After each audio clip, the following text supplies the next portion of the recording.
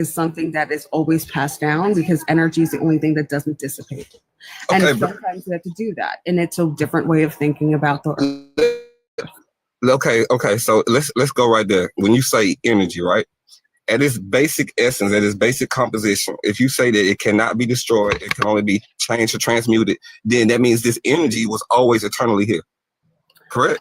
I wouldn't say that. That's like saying that somehow, like then we should worship gold. No. Yes, You we still should. Yes, speaking, we should. We ma'am. No, should you're still worship speaking at gold. a physical. You're still speaking from a physical standpoint. I'm trying to get out of the microcosm, and I'm trying to go into the macrocosm, right, from a No, universal sir, but standpoint. see, when we're talking about energy, what is energy made up of? Protons, neutrons, and electrons. That's energy. And Those what are are these physical protons, things. neutrons, and electrons doing though? They have to They actively. can They bond. have to No, they actively be in bond. movement. Sometimes. They have to actively be in movement in order for energy to start operating. Or they're like protons where they can just exist and not do anything. They're just there to add bonding. So what I'm saying is that what you're trying to do is a deity that gives you hierarchy. That is the basis of white peace supremacy. That is the most harmful thing that is around. You're trying to make it something. Again, it is no different. You should read this book. It's called The Sacred and the Profane. Man, let's have a dialogue, man. Ma'am, I've read a lot of books. I understand what you're saying. Okay, let me say this. I'm a Christian, but I only say a Christian because that's the closest label, if you will, dictation, if you will, that would relate to my form or my way of spirituality, right? But I have studied the Christian Bible, the Christian faith. Do I believe the Bible and the word in the Bible? I do believe the truth in the Bible. I don't believe the interpretation that has been given and handed down to us from those who have never practiced the truth in and of itself. I do know that Bible, if you read it and you apply that Bible the way that Jesus told you to apply that Bible, it will manifest itself true for you. That means okay, pause. Pause. Give me a second.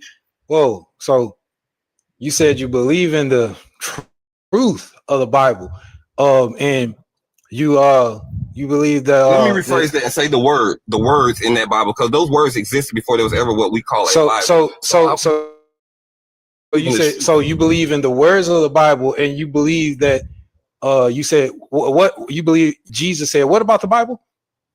To follow Okay. So the scripture, Jesus said, if you want to know if the things that I'm saying are true, right? All you have to do is try them for yourself. Apply it for yourself, right?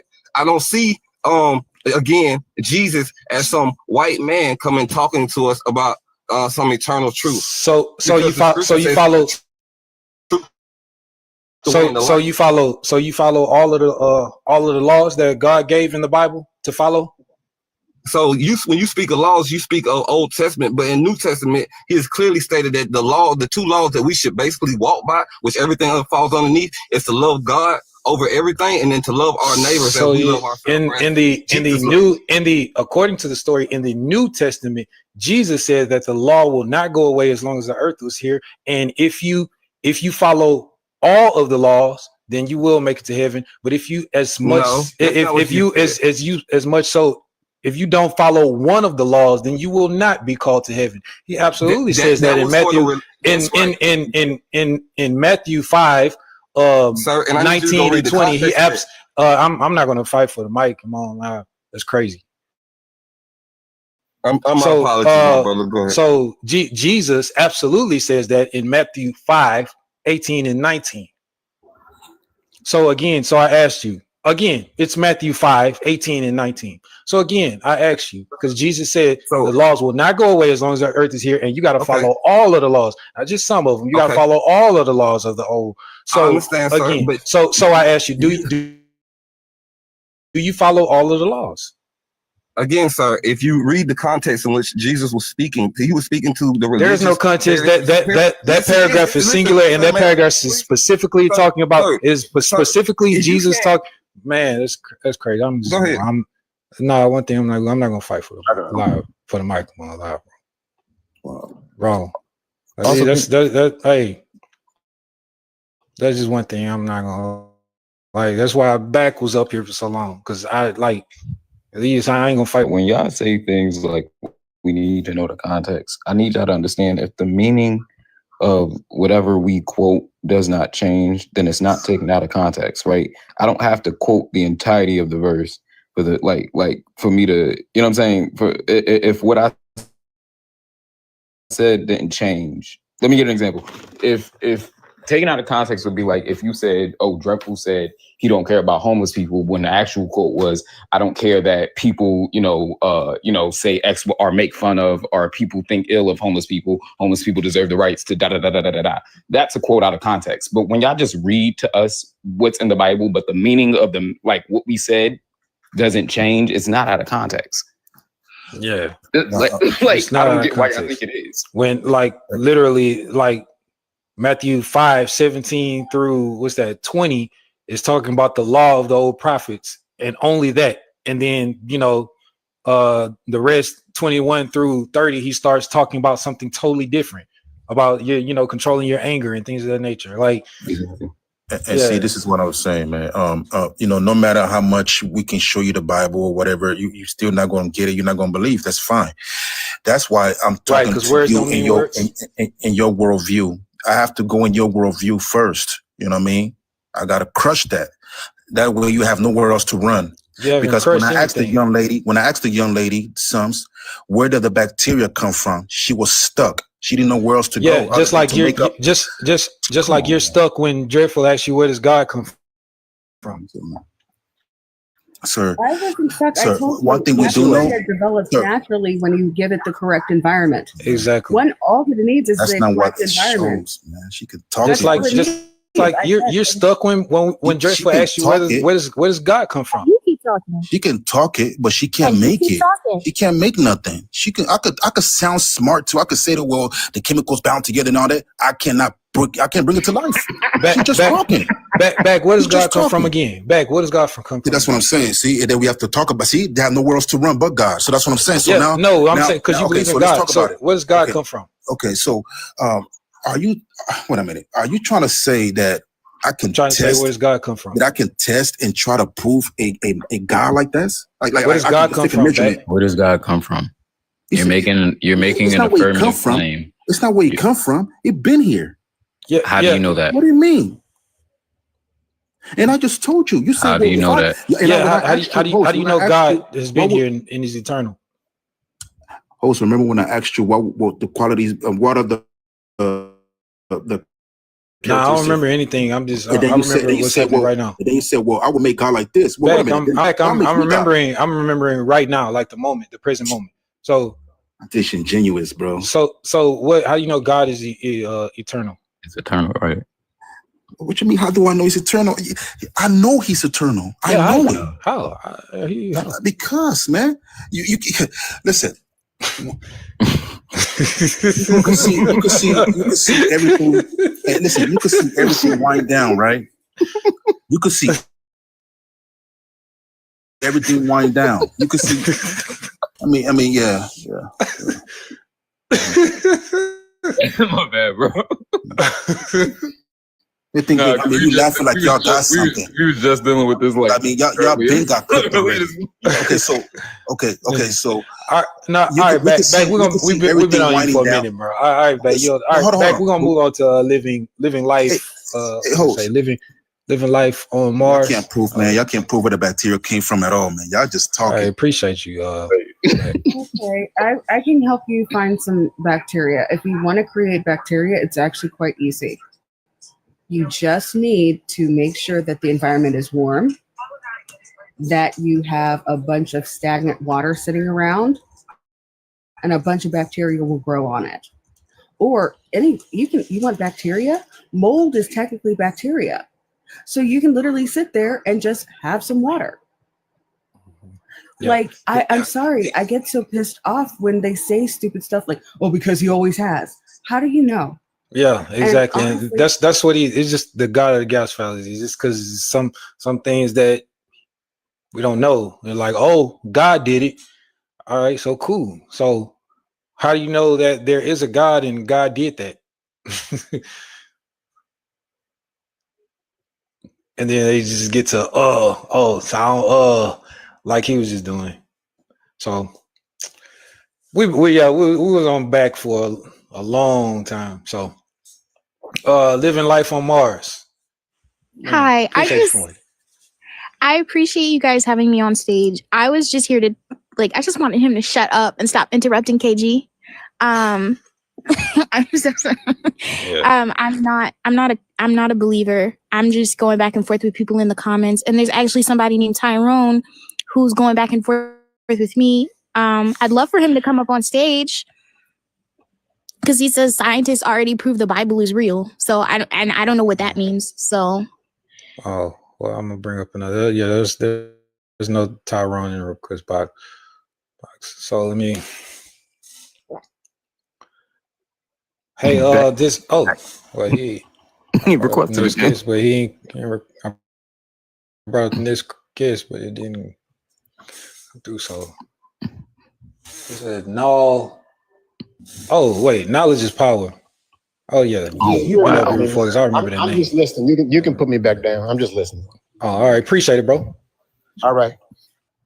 That was a very unique way to spell that because I thought I had a stroke for a second. Me too. That's why I remember the name because the first time I was trying to, and then he came and said, "It's knowledge is power." I was like, "Oh, threw my ass off."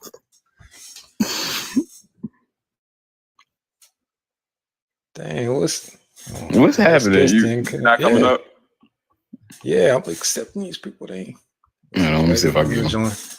Dang, it's somebody else.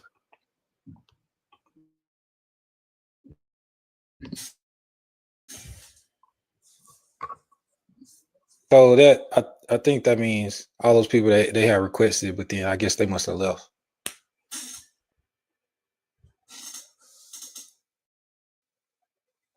Like Stevie is. There's two of them there. Okay, so hey, look, I'm gonna get to Stevie first off the bench. Give me 1 second. So, Stevie. Yes, sir. How you doing, man? All right, I'm good. I'm good. What's your most compelling evidence for God, and or Jesus?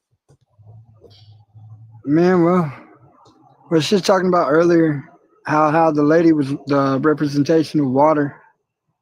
I mean, there's a lot of confusing stuff that I can try to explain to you, but it'd just be a bunch of jumble.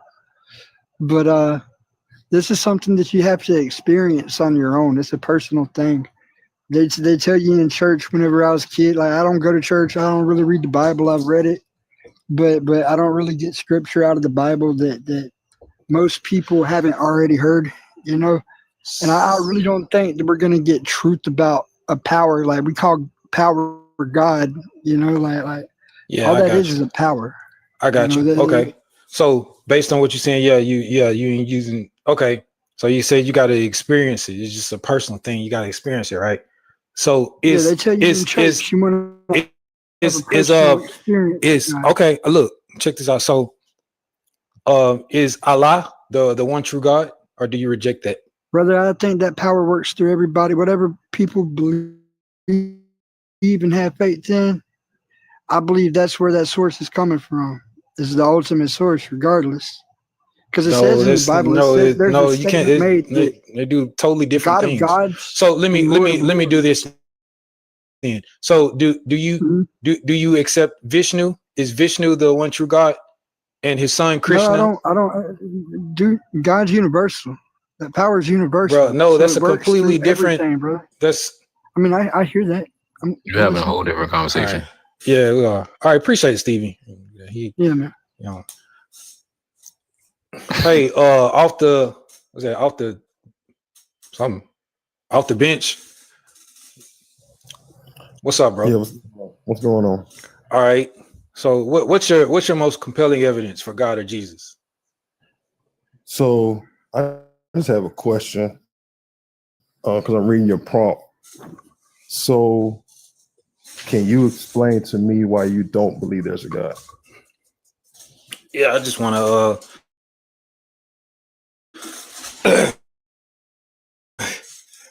I just want you to explain to me what's your evidence for God or Jesus. Well, my people say God is outside of time, space, and matter, and then created it and all everything. That's illogical. Can't happen. Okay. You know, people say God is omnipotent and omnibenevolent, all of these things and stuff. You know, all good. You can't be all good when there's, you know, when there's innocent kids out here getting essayed, when there's people getting enslaved, you know, when there's innocent women getting raped, innocent people getting unalived, you know, due to natural disasters and just, you know, other people unaliving them for no reason, things of this nature. You can't, you know, and if there's a God's sitting around and watching all of these things and planning for all these things to happen, you know, and just allowing them to happen. So you can't be all good. All these, you know, all these things are just like that's happening, and just, you know, the list goes on and on. You know, so there's no evidence for God. So define to me can you define to me what holiness is? What holiness is? Mm-hmm. Hey, I don't know. What's holiness? It's pure, perfect. There's no that will make something holy. I mean, it's in perfect form, right? Okay. Would you agree or disagree? Hey, I don't know. That's something that, you know, you're proposing. So, okay. So for I know. No, I don't agree. If something is perfect, I'm gonna just say it's perfect. Okay. So that's another way to say something's perfect. Would you agree or disagree? No, I disagree, because I disagree. If I have some pure, you know, powder that's for snow candy, that's pure. Would you say that's perfect? Would you say that's holy? If you're telling me that the powder that you have is made in perfect form, I said powder. That's what I said, powder. If you said the powder that you have is made in perfect form, then yeah, if it's perfect form, that's pure. All right, y'all. You just heard it. Going skiing means that you are holy. You said powder. You didn't say snow. You said snow. You said powder. You say snow. I don't understand what that means. What are you getting at? Powder.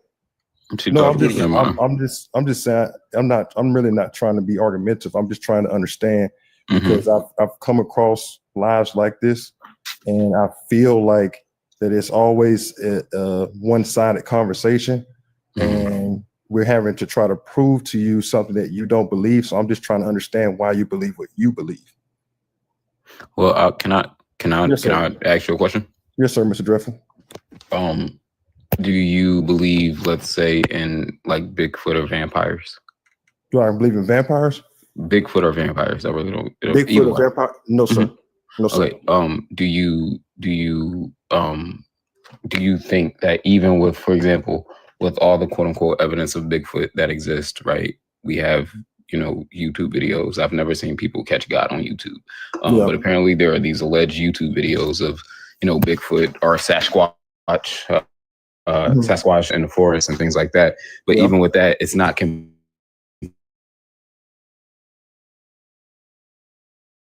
enough. It's not enough that creature all the stories, because, you know, the Bible, we weren't there for the stories in the Bible, so all we can do is take it at its word.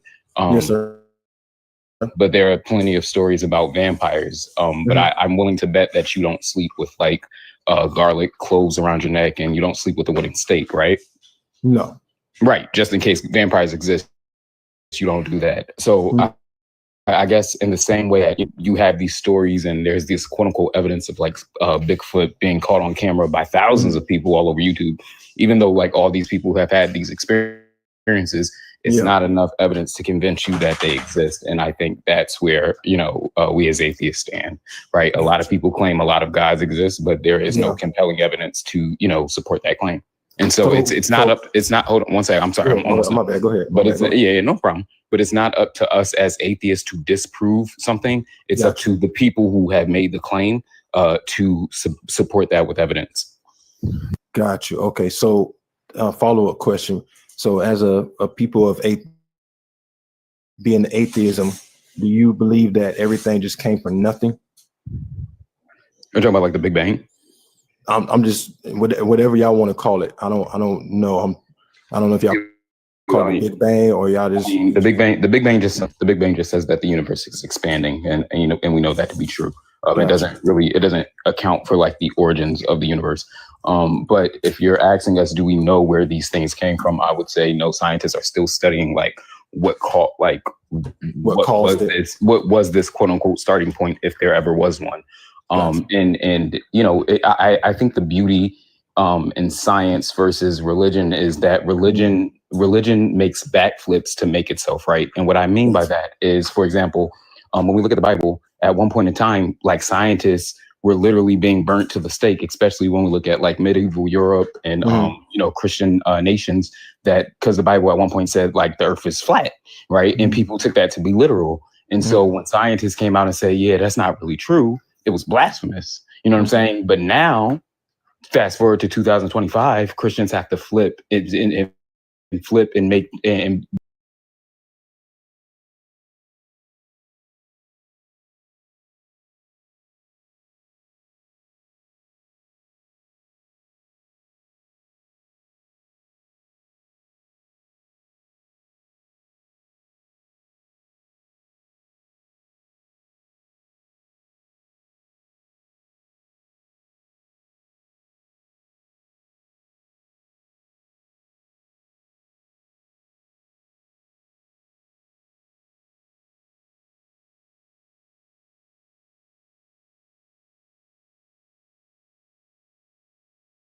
he represented what he told us to do. You're not following a religion. You're following a belief that he is the one true God. So I think the gymnastics that you're experiencing is because those people haven't read, don't really understand, don't know the people that's being spoken to in the books of the Bible at that time, because we're talking about a different time. We're not talking about 2025. The book is not about us, it's for us. The book is talking to a specific group of people that are going through specific things in that time of life.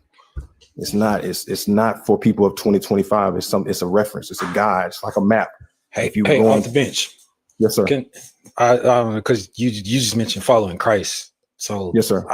Hey, everything else you were saying, like my mind was still stuck on that. So in order to follow Christ, yes, sir, he had to be an actual person, right? Okay.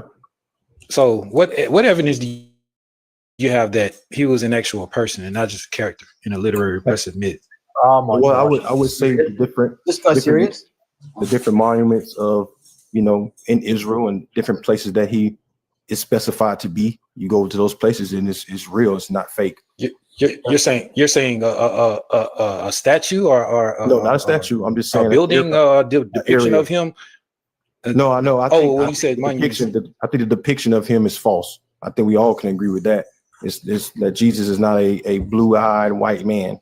So that's a false image of him. No, well, because when when you say monuments, like Fredo, hold up, please. You gotta mute up until I introduce you, please. So, because when you said monuments, that's what my mind went to. That buildings and statues and artifacts of them and stuff. So do you not? I'm sorry to interrupt, but are you asking me? Clarify. Can you start off just like clarify it for me? Like what's your evidence that that Jesus existed as a real person? You don't believe he's a real person? No. Okay. I think the evidence that I can provide would have to come from the Bible, but again, I know y'all don't believe in the Bible, so that would be the hardest thing to explain to you, is because all the evidence is in the Bible. And if you go to those specific places where Jesus visited, those are real places. No, I say like because the Bible is the claim, is not proof. That's the same as using the Spider-Man comic book to prove that Spider-Man was a real person. And just because specific places like specific places like settings exist that they use in the Bible, like just because those places are there, that doesn't establish it as fact. Authors of fictional texts do that often. For example, King Kong climbed the Empire State Building. We know that's a real building, but do you think King Kong is real? You see what I'm saying? But we're talking about that's what you're doing here. An ape that was 18 stories tall, and we know apes aren't today that tall, right? No, you're missing. No, you're missing the point.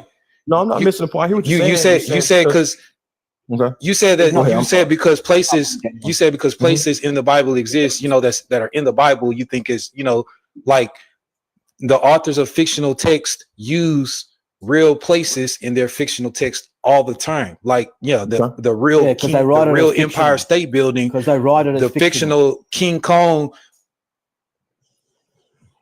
the real the King Kong character climbed that real building. Like, Spider-Man takes the setting of Spider-Man is in New York City. We know New York is a real place. I'm sorry. No, Spider-Man is not. I barely hear you. So you see what I'm saying? Off the bench. Talking over you. Okay, I'm sorry. Go ahead. Yeah, that's why I'm about to. Oh, thank you. Somebody already did it for me. Dreadful. Okay. He already did. Yeah. So I'm gonna repeat it. So, like, like Spider-Man takes place in New York. It's a real place. We know Spider-Man is not real. You see what I'm saying? So just because the setting of a particular place is in the book doesn't make the book real. It's just the author is using that place for its setting. Gotcha. So let me ask you a question. If there was 40 different people from 40 different places on the earth, and they all told a story that described one person, would you believe or disbelieve that person actually existed? We don't actually have that evidence. No, that's what I'm just asking as a general question. If there was 40 is a very weird number because that's not enough to validate. Well, how many? What number would you like to use, Miss? Okay, well, it's like someone tried to tell me that there's no evidence Genghis Khan existed.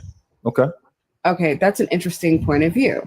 Okay, because we do have genetic evidence of Genghis Khan.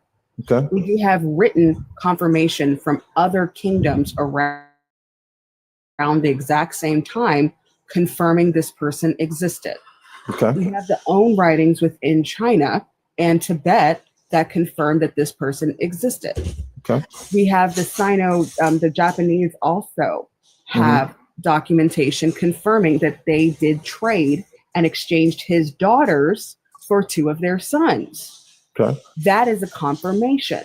Okay, so you see how that is evidence because it's confirmed by multiple different kingdoms around, confirming that they either interacted with said person or, arranged a marriage between said person's family. Sure. So, Ms. KG, can I ask a question? How would that be any different if I said 40 different people from 40 different areas that were not living in the same place at the same time describe one person or individual? How is that not evidence? Just like you just said. Are these 40 different people are contemporaries of Jesus or something? Who are these people? Some of these people actually, as disciples followed him, and then other people experienced him, from the places that they were in that he actually visited. Like who? Give me. That's why I'm asking you to name these people. Yeah. I mean, if you want to name, I'll just go with the disciples. You got, Matthew, Peter. I mean, these are people that actually walked with this individual. So in the book of Matthew, can you, Mr. Host, real quick, I just want to throw something else at you. So let's just say I myself lived and walked with you for years, and then someone else joined us and walked with you for years, but then when you left or you no longer were around, and we described everybody, Okay, here's the problem. I get you. Hold on. Let me. I get you. I get what you're saying. Yeah. So now in the book of Matthew, can you go to the book of Matthew and tell me the verse where Matthew wrote that I walked with Jesus and I did something with Jesus. We did X, Y, and Z. Well, I don't have my Bible like because there's a substantial amount. There's a substantial amount of verses in Matthew that allows the reader to make the conclusion that someone else is writing this book, not Matthew. I would have to disagree with that. Outside of the fact of, I don't have my Bible, but I have to grab my Bible. But I would say this: if you can grab your Bible, then you said you got it near. Yeah, it's in my room. I would say the book of Matthew is talking about you know, in any book in the Bible that's talking about their experience with Jesus, is their, you know. No, when you talk about experiences with Jesus, when we go to the New Testament, most of the New Testament is from the Pauline letters. So Paul, according to the story, Paul never met Jesus at all. So when we're talking about this, we got to throw out all of the Pauline letters because we know he never met Jesus. You know, so that leaves us just with the 4 Gospels: Matthew, Mark, Luke, and John. Now, there's nowhere in any of the Gospels where Matthew, Mark, Luke, or John said, "I did X, Y, and Z with Jesus." It's always it's written in third person omniscient point of view, which is a common point of view, that it's a common narrative that the authors of fictional texts use. Okay. So like, for example, like, you got your Bible yet? Yeah, I do. So, like, for example, can you go to Matthew 9:9? Okay. Like, do you know what Matthew's occupation was? No, what was his occupation? He was a tax collector. He's a Pharisee. Here's the thing about that. If he was actually real, tax collector. Okay. The Pharisees were heavily documented because they were documented by the Roman Empire. Because they were tax collectors within the Hebrew community there. So they actually would have had records of said person with their parentage, meaning that who their parents were, who their grandparents were, and they would have been able to document that down because these were the people collecting the taxes that got rendered unto Caesar. There is no evidence of this person in any Roman documentation, and the Romans kept really, really good records. Yep. Gotcha. So are you there yet?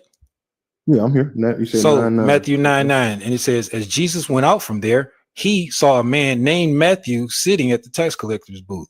Follow me, he said. He told him, and Matthew got up and followed him. So, you know, things like that just allows the reader to make the conclusion that, hey, this is not Matthew writing this. Why would Matthew's not going? If I'm Matthew and I'm writing this, I'm going to say, as Jesus went out from there, he saw me sitting at the tax collector's booth. He said, follow me. I got up and followed him. I'm not going to say Jesus saw B.A.A.S.H and said, follow me, and then B.A.A.S.H got up and followed him. No. Gotcha. I'm not going to do it. And it's numerous other verses like that. But also, I think, again, when it comes to the interpretation of the Bible, we have to remember. I know you guys don't follow the Bible. I'm just talking as a person that does. The most important question you have to ask is who is writing it, why is he writing it, and whom is he writing it to? I don't think because he don't say I got up or I followed that it's a misinterpretation of it being a fairy tale story that somebody's making up or a third person party is telling the story. I don't think that style of writing says that. Okay, let's do this then. According to the Gospels, do you know when Jesus was born? No, when was he born? Oh, you don't know when he was born according to the Gospels? Dang. Like, as a believer in it, I thought you would be like knowledgeable of. Well, so I would say for me, just to give you a little more backstory on me, I'm not a person that is, know-it-all of everything. I'm a person that every day is learning. Okay, so that's cool. Yeah, I'm not saying to degrade you or anything like that. I'm gonna show you something. I'm put it on the screen. Yeah, that's not my intent at all. I don't want you to think that.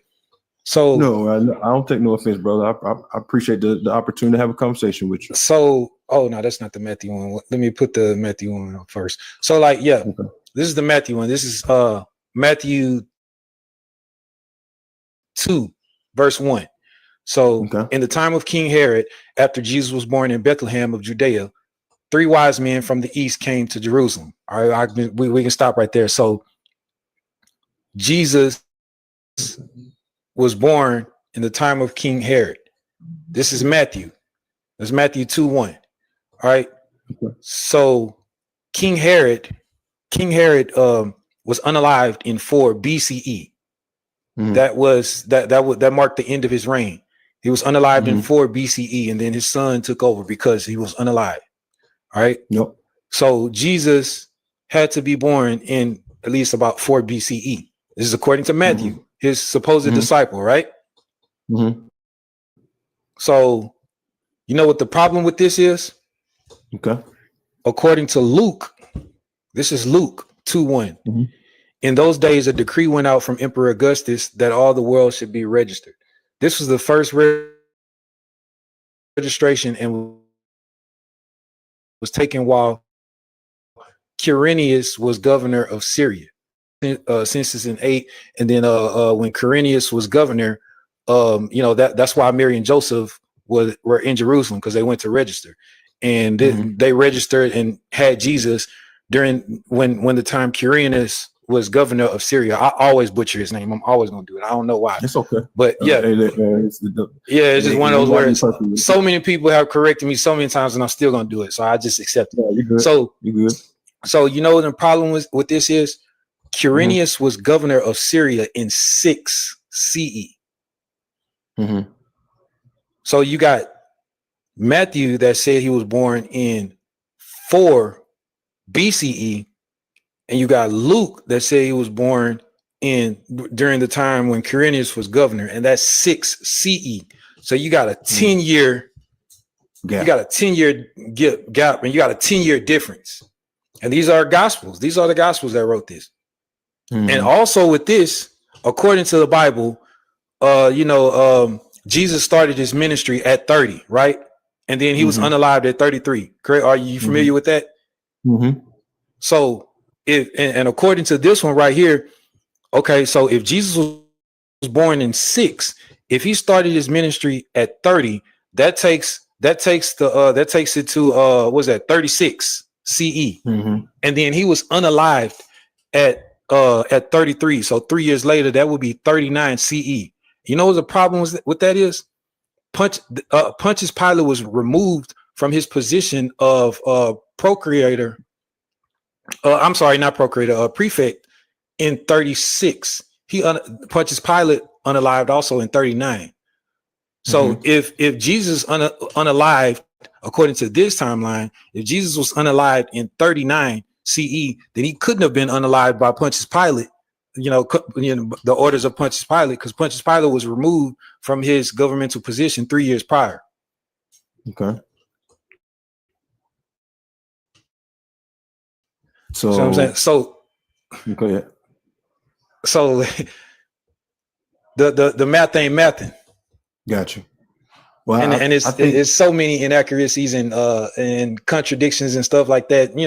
Just from later writers, not dotting all their I's and crossing all their T's. Yeah.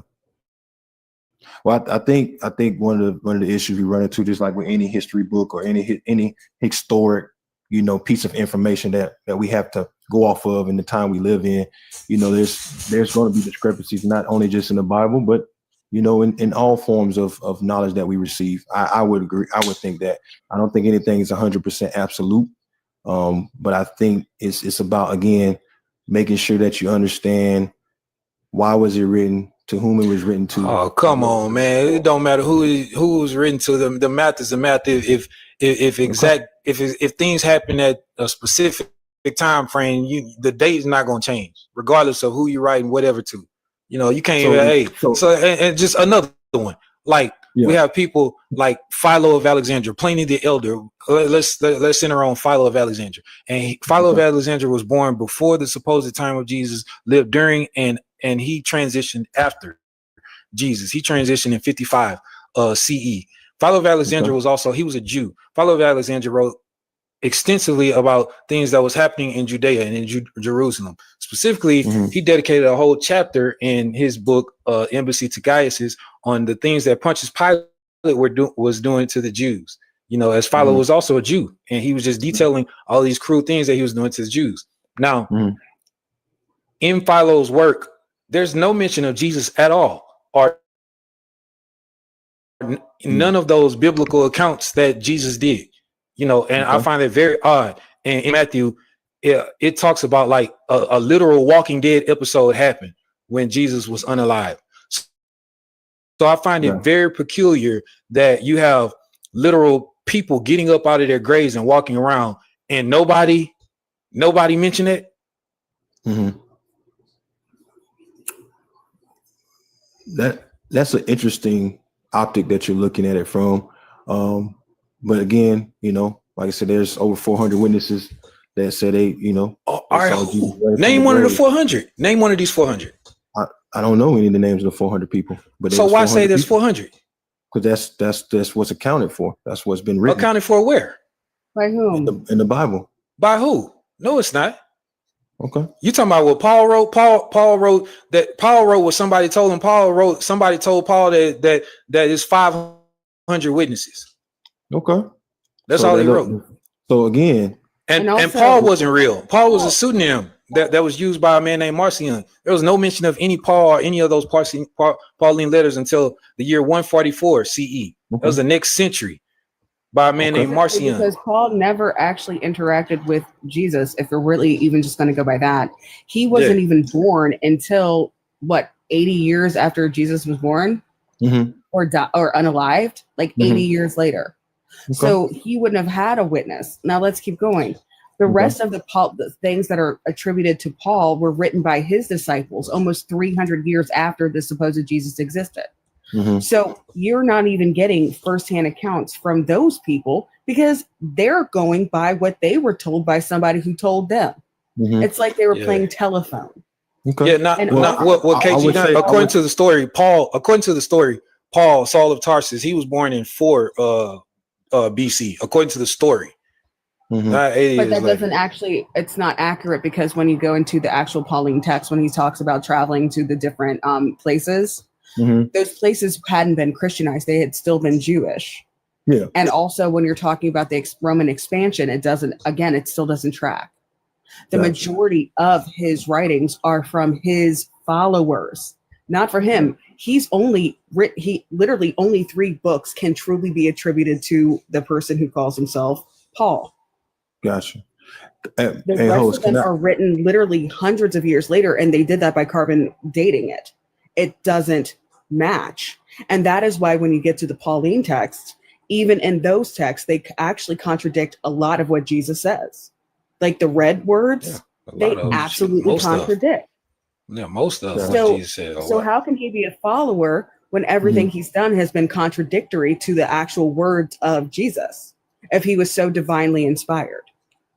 Well, I appreciate what you're saying, but again, I would disagree. I don't think what he said and what he's done is not true. That's just. But I want to ask the host a question. Can we shift gears for a second, host, if that's okay with you, sir? What you mean, shift gears to what?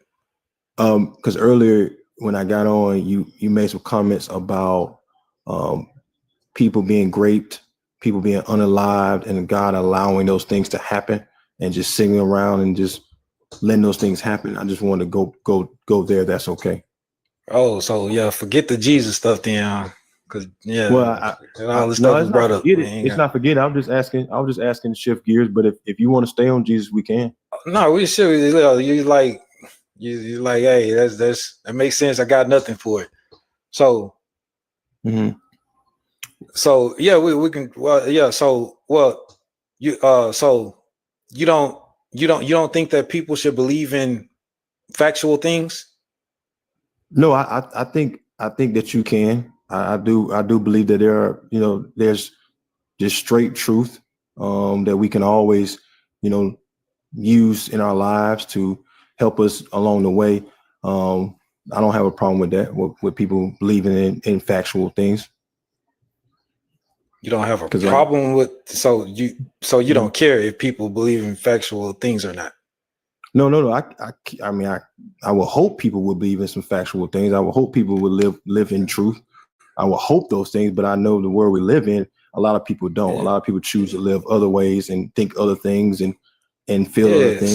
So that's why I want to stay on Jesus for a second. So let's just limit it to you then. So do you want to believe in factual things? I do believe in factual things. How? Like we're talking about stuff with Jesus and stuff that doesn't line up, and there's no evidence of them at all from anyone until the second century when the Roman Catholic Church started to, create this narrative. Okay, so let me just make sure I understand you correctly. So you believe, and I don't know, I'm assuming Miss KG is on the same wavelength with you, that you believe that because there's no evidence that you can find to be true, that he's made up and it's some fairy tale story and this person never existed and everything about him is a lie.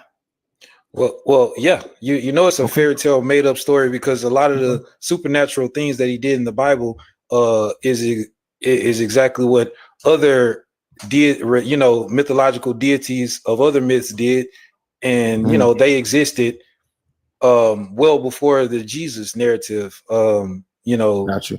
So those deities that you're talking about, so it's mythological and made up.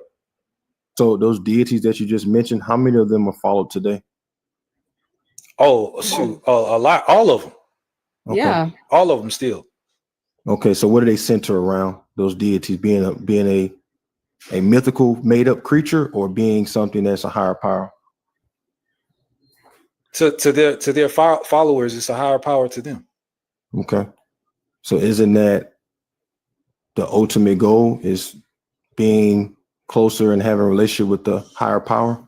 Would you agree or disagree?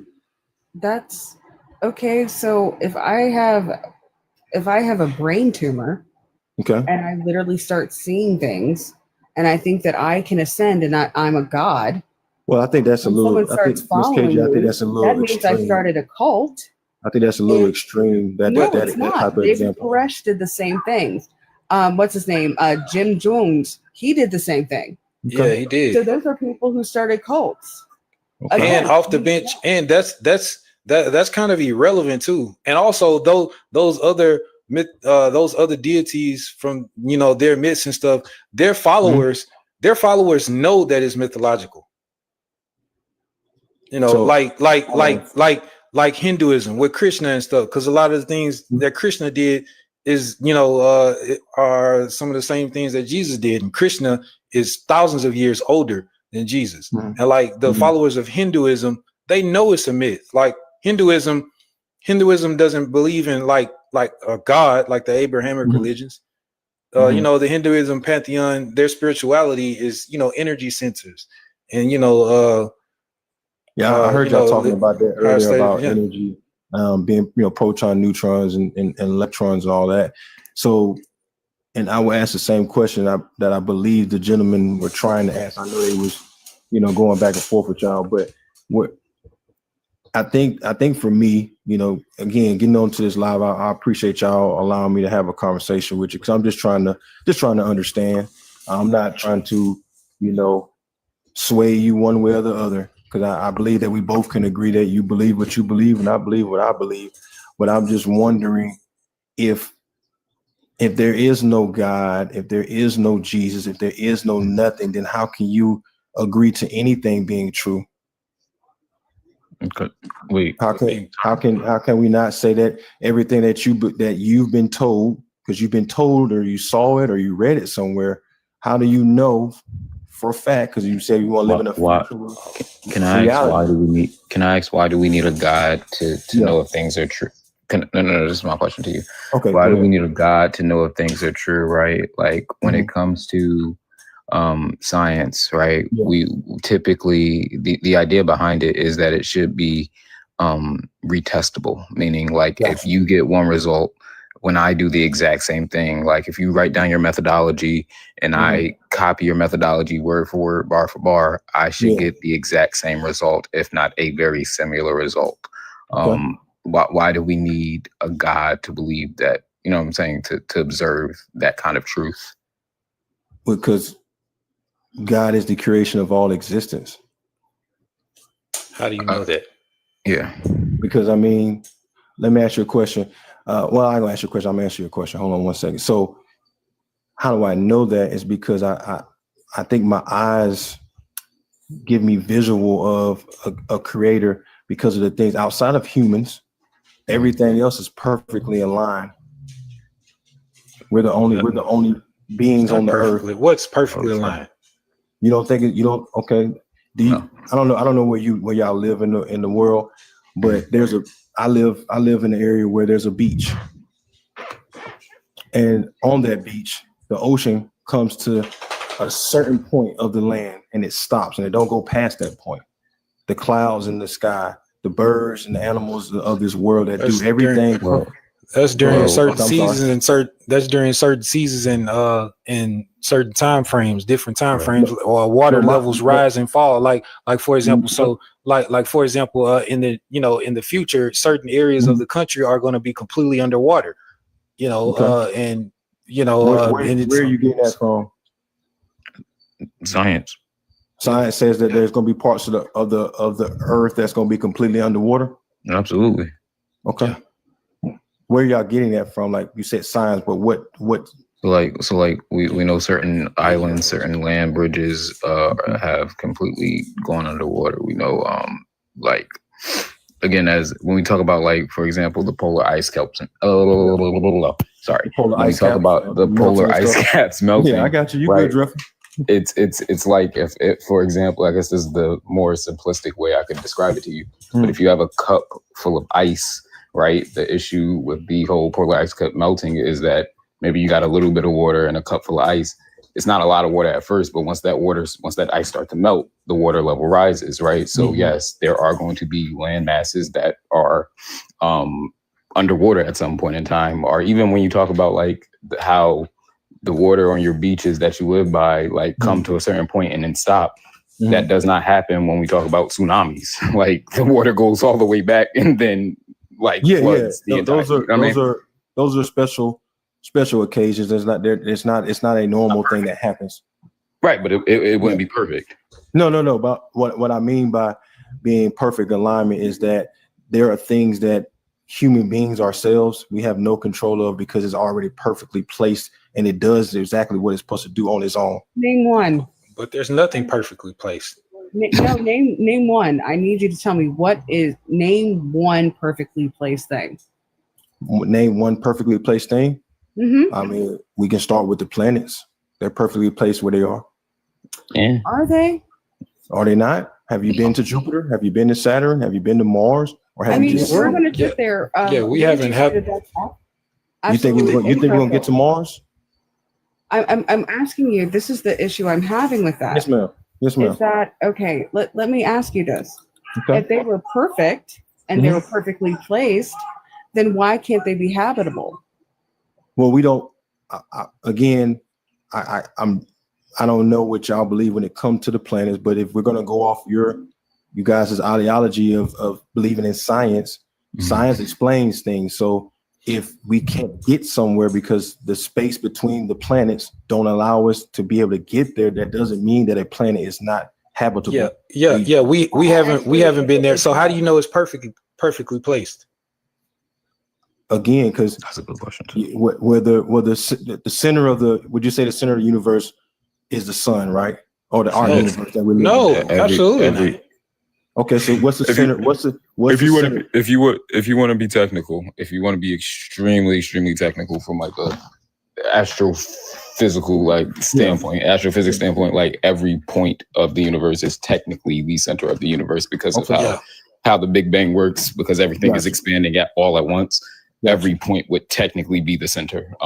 But if you're talking about like the old world view that essentially, the earth is the center of the universe and everything revolves around, then absolutely not.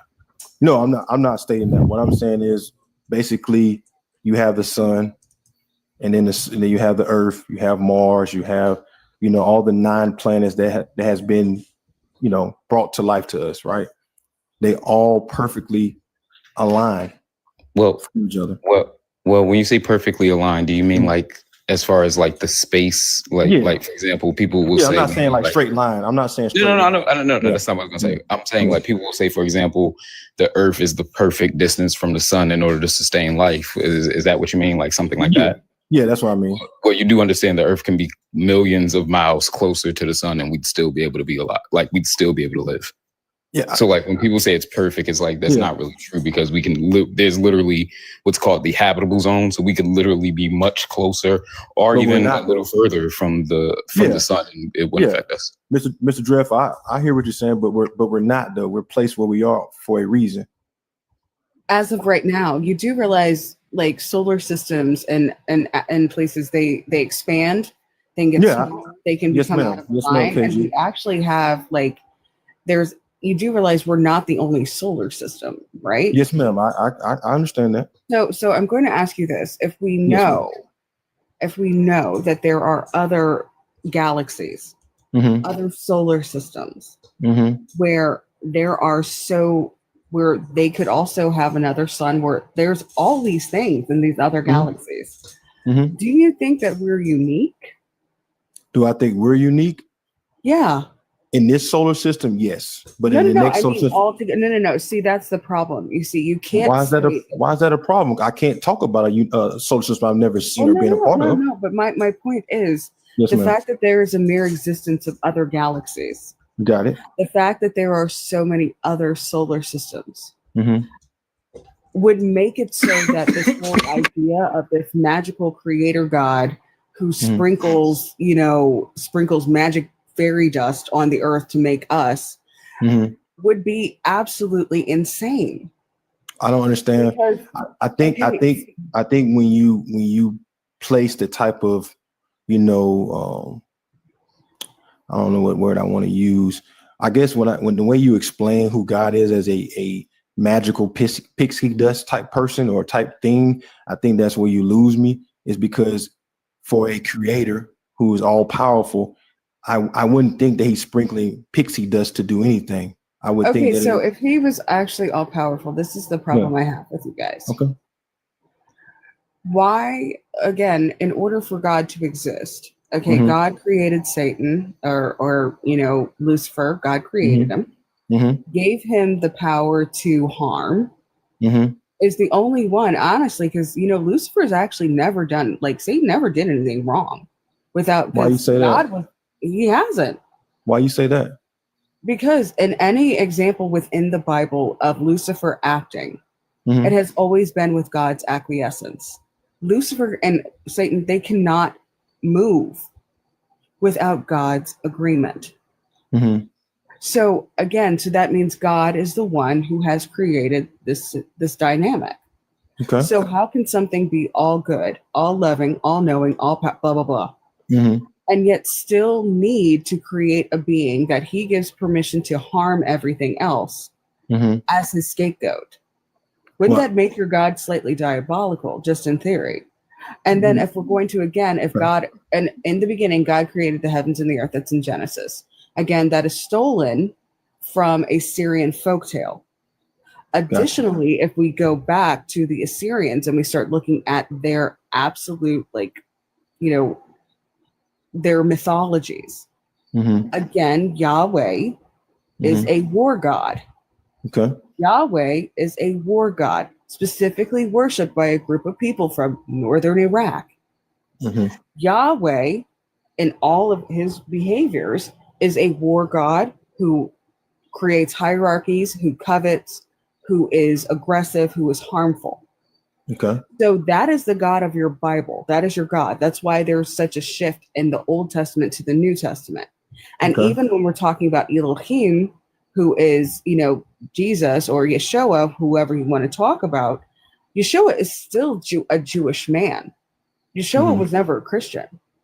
And on top of it, if you actually read the words Yeshua is credited with saying, he came back to destroy the church. So the fact that you all state that you follow Yeshua and yet you are dismissing his exact orders makes it insane. Because the issue that Yeshua, as a representative within the Hebrew people, what he was stating and the embodiment of what Yeshua was pointing out is that they became obsessed with following rituals, rules, and money, and those things were bad. Those things were harmful to everybody. Therefore, it would make sense that he would say, "And I'm going to destroy all of this." And instead of listening to the destructive aspect of it, you all literally created an entire religion, which he was completely against. Mm-hmm. So well, again, earlier, Miss KG, earlier I stated that I think that's where the disconnect is in this type of conversation. But is no, that I don't follow religion. That Yeshua is not okay. Yeshua's belief system is still Judaism. Okay. That's who he was. He was Jewish. He followed that. And if you're going to say that you have to disconnect between the Old Testament and the New, you don't get to do that, because the very baseline and exemplary that everything that character was based on is based on the Old Testament. Okay. So you don't get to discount the past just because it doesn't fit your narrative.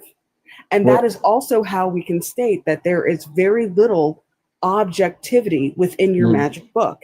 And I will call it a magic book because it has stolen the mythology from multiple cultures and then just renamed it. And that is my issue with it. You utilize a lot of the fact that they literally, the whole entire creation story came from the Assyrians, which predate those people. Literally, that was 1,000 years before then. And the Assyrians copied a lot of the Hindu rituals. And the Assyrians also stole a bunch of stuff from North Central Africa. So you're looking at it from a perspective of people who were literally just trying to justify a way of life and explain what was happening to them. And you're stating that something that is an explanatory. It's easy for you all to dismiss the belief systems of indigenous peoples around the world and say that they're following the wrong stuff, and how dare they worship things like trees and water and land and soil and the sun, while you are literally worshiping someone who stole all those same mythologies. They just put a different name on it. Yeah. Literally. How is that belief system any more valid than the belief systems of the Orishas or Valden? Because at least we actually have evidence of these people. Gotcha. So, Ms. KJ, I appreciate but just quick announcement before you answer her, and then after you answer her, we're gonna move to the next guest too. Yeah, that's fine. I appreciate your time. Let me see. It's 113 people in here right now, and it's been pretty consistent around that. So that means y'all have to be at least enjoying the conversation. But to only have 8.7K likes is crazy. What's going on, everybody? Hey, what's up, Eddie Bang? We're about to. I'm gonna let Off the Beach. He's about to answer her, and then we're gonna move on. All right, bro. So give me 1 second, Eddie Bang. Yeah. So, Miss KG, I heard everything you said. You know, because I hear it in your heart. But one thing I want to point out is that you made claims about me and we and who and these people. I didn't create any religion. I didn't create anything. I have done the research myself, or I'm still doing continuous research and following what I believe is truth. And I don't see the lies that you see. So I don't think that because I don't see those lies, and then you're saying that these things are stolen from other things and been recreated and all that. But I would argue that everything has been recreated. We don't know. We at that point, there is no definite truth. If that's where you're at, there's no definite truth. Everything you've seen and read and been told could be a lie.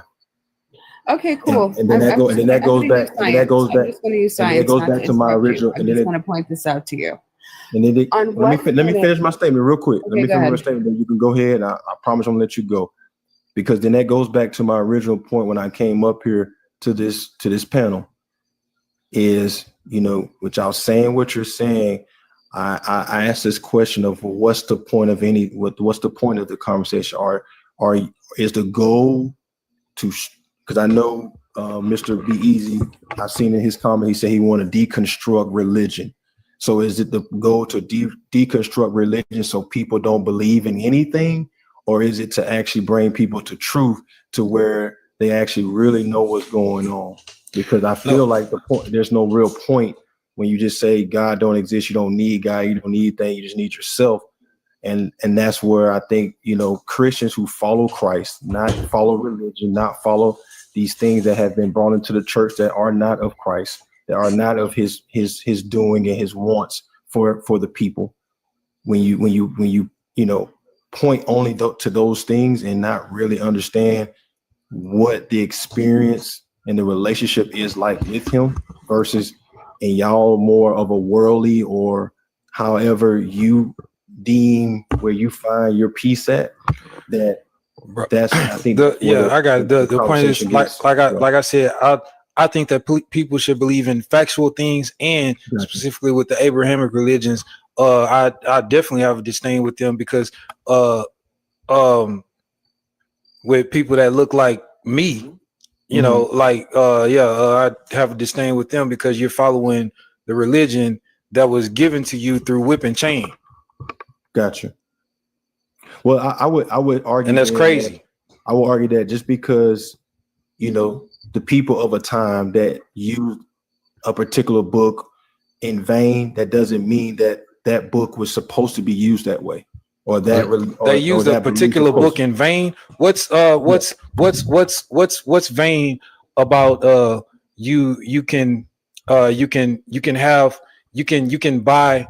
you can buy foreigners as your property and make them slaves for life and pass them down to your kids. Mm-hmm. What's vain about that? Where is that at? Leviticus 25, 44 through 46. Okay. How about you can take a child bride? That's God saying that. Child. That's not God saying that. That's literally is God talking, saying that. Well, so this is where it literally says, and the Lord says that's when Moses was on Mount Sinai with God, and God was giving him laws and instructions. So what's vain about that? This is where I get confused, because you just told me earlier that in the book of Matthew, when we were talking about Matthew not using I and me versus what he used. So are you telling me that what you're reading in Leviticus is the correct truth? That God truly said that, or is what Matthew said is the truth about what he witnessed and experienced with God? What was mentioned about Matthew was just to show you it wasn't contemporary, meaning Matthew did not write it himself, right? That's all it was, right? So when we talk about what is written in the Bible, and we say that the Bible claims that the Lord specifically said, "I, the Lord," are he asserts that I'm the one talking. We're telling you that he specifically, according to the Bible, the Lord, not that we believe it, but according to the Bible, according to the book you follow, the Lord himself ordained slavery, and specifically chattel slavery, and he justified it. That's what we're saying. All right.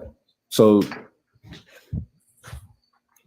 I don't. Yeah. So tell me what's vain about what's vain about God saying that?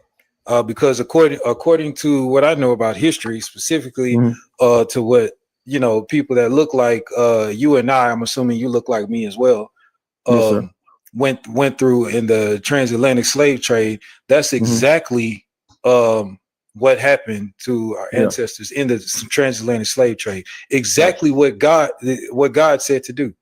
So what's vain about that? Well, again, if we're going to talk about slavery times, I'm gonna ask a question. Would you agree or disagree that slaves were owned by everybody?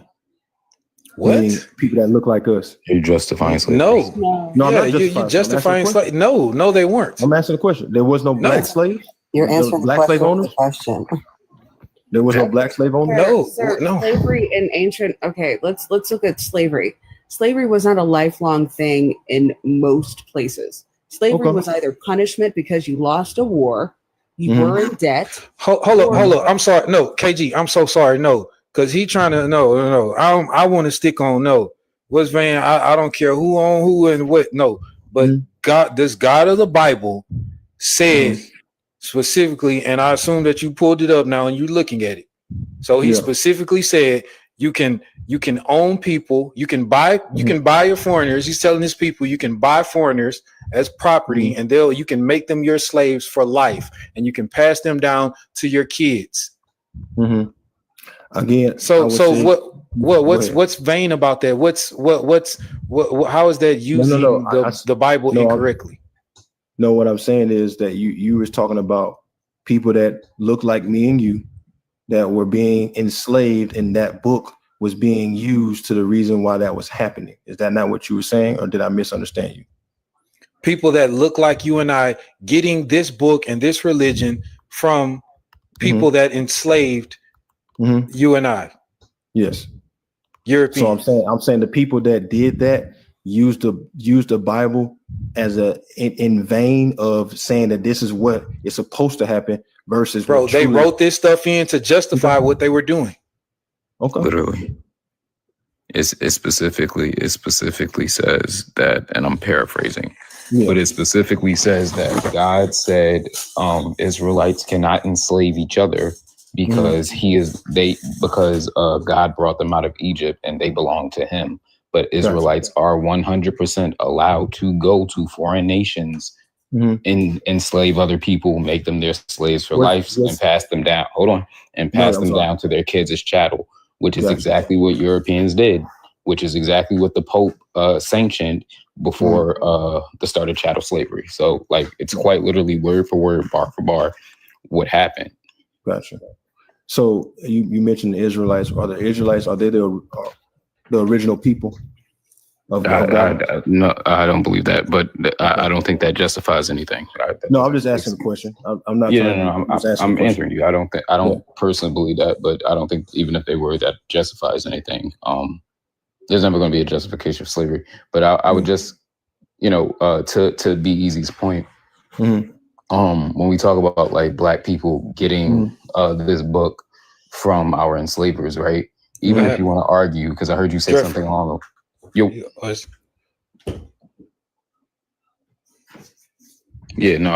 heard you saying something. I don't know. Something happening, Dreadful. You keep fading in and out. Can you hear me? Yeah, I can hear you. Is that me or is that? It must be you. Is that just me? Or because you're skipping. You're like frozen a little bit, Boo. Oh, okay. Not you, Dreadful. You B.A.S.H. Oh, me. Oh, snap. Yeah. Oh, okay. You get me now? I can hear you. All right. Oh no! Apparently it was me. I thought it was you, but it was me. All right. It was my Wi-Fi. No, what I was gonna say was essentially what Easy was getting at is the fact that even like we got this religion from our ancestors, and I heard you say something. I mean, not our ancestors. Wow, we got this religion from our oppressors.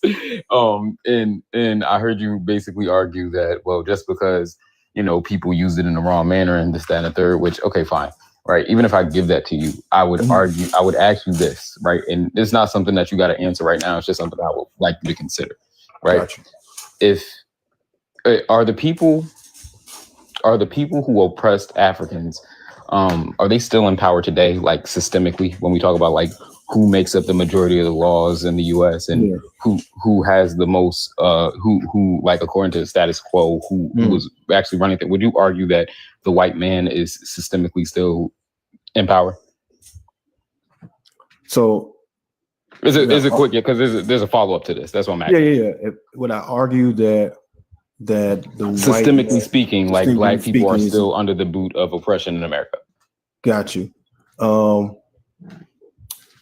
I would say that there are still systemic things that are in place to try to deter. But I think you and everyone on this panel can agree that there's nothing that stops us from doing what we want to do. Hence, you have a live that you're doing right now that you allow, that no one's stopping you, no one's kicking the door down, no one's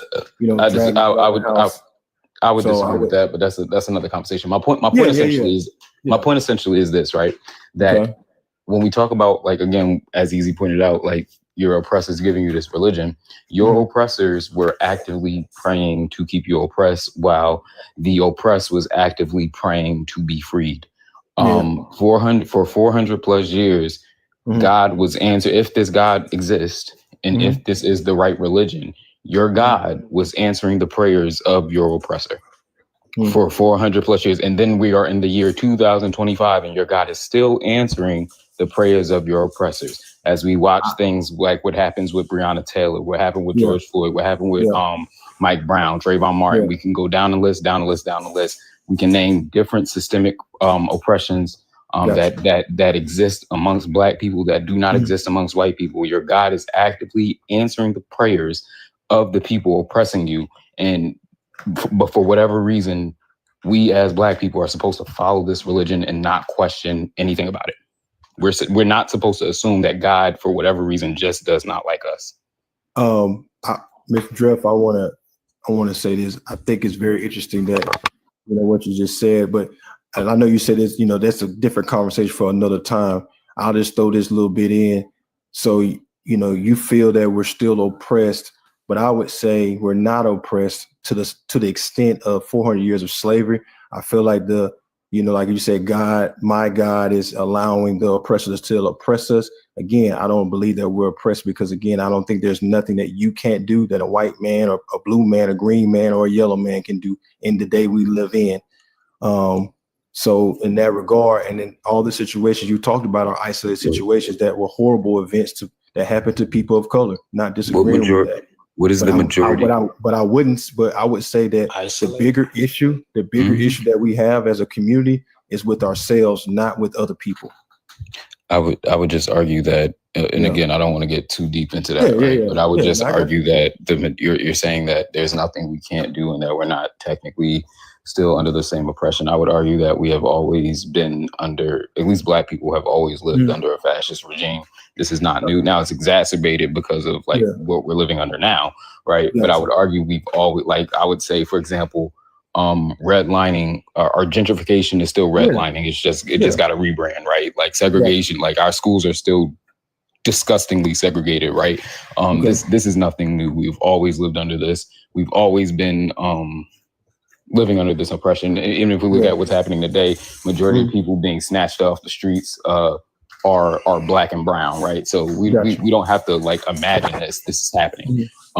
So yeah, I would say that. But again, I would just point out that God is actively, if he is real, and because you got to remember the Klan is a Christian organization. If God is real, God has actively been answering the prayers of your enemy.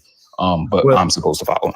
Yeah, I would disagree with that and say that he's not actively, agreeing to anything. He's allowing things to happen, but he's not actively agreeing to anything that is happening. That doesn't mean he wants us to be at the boot of anybody. Because hold on.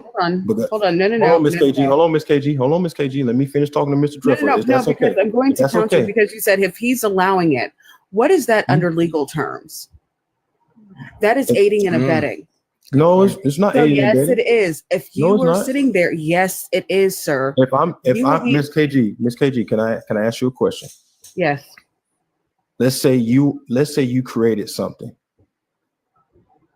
You created something, whatever you want to call it. You created. I did. I birthed a child. Okay, so you created a human.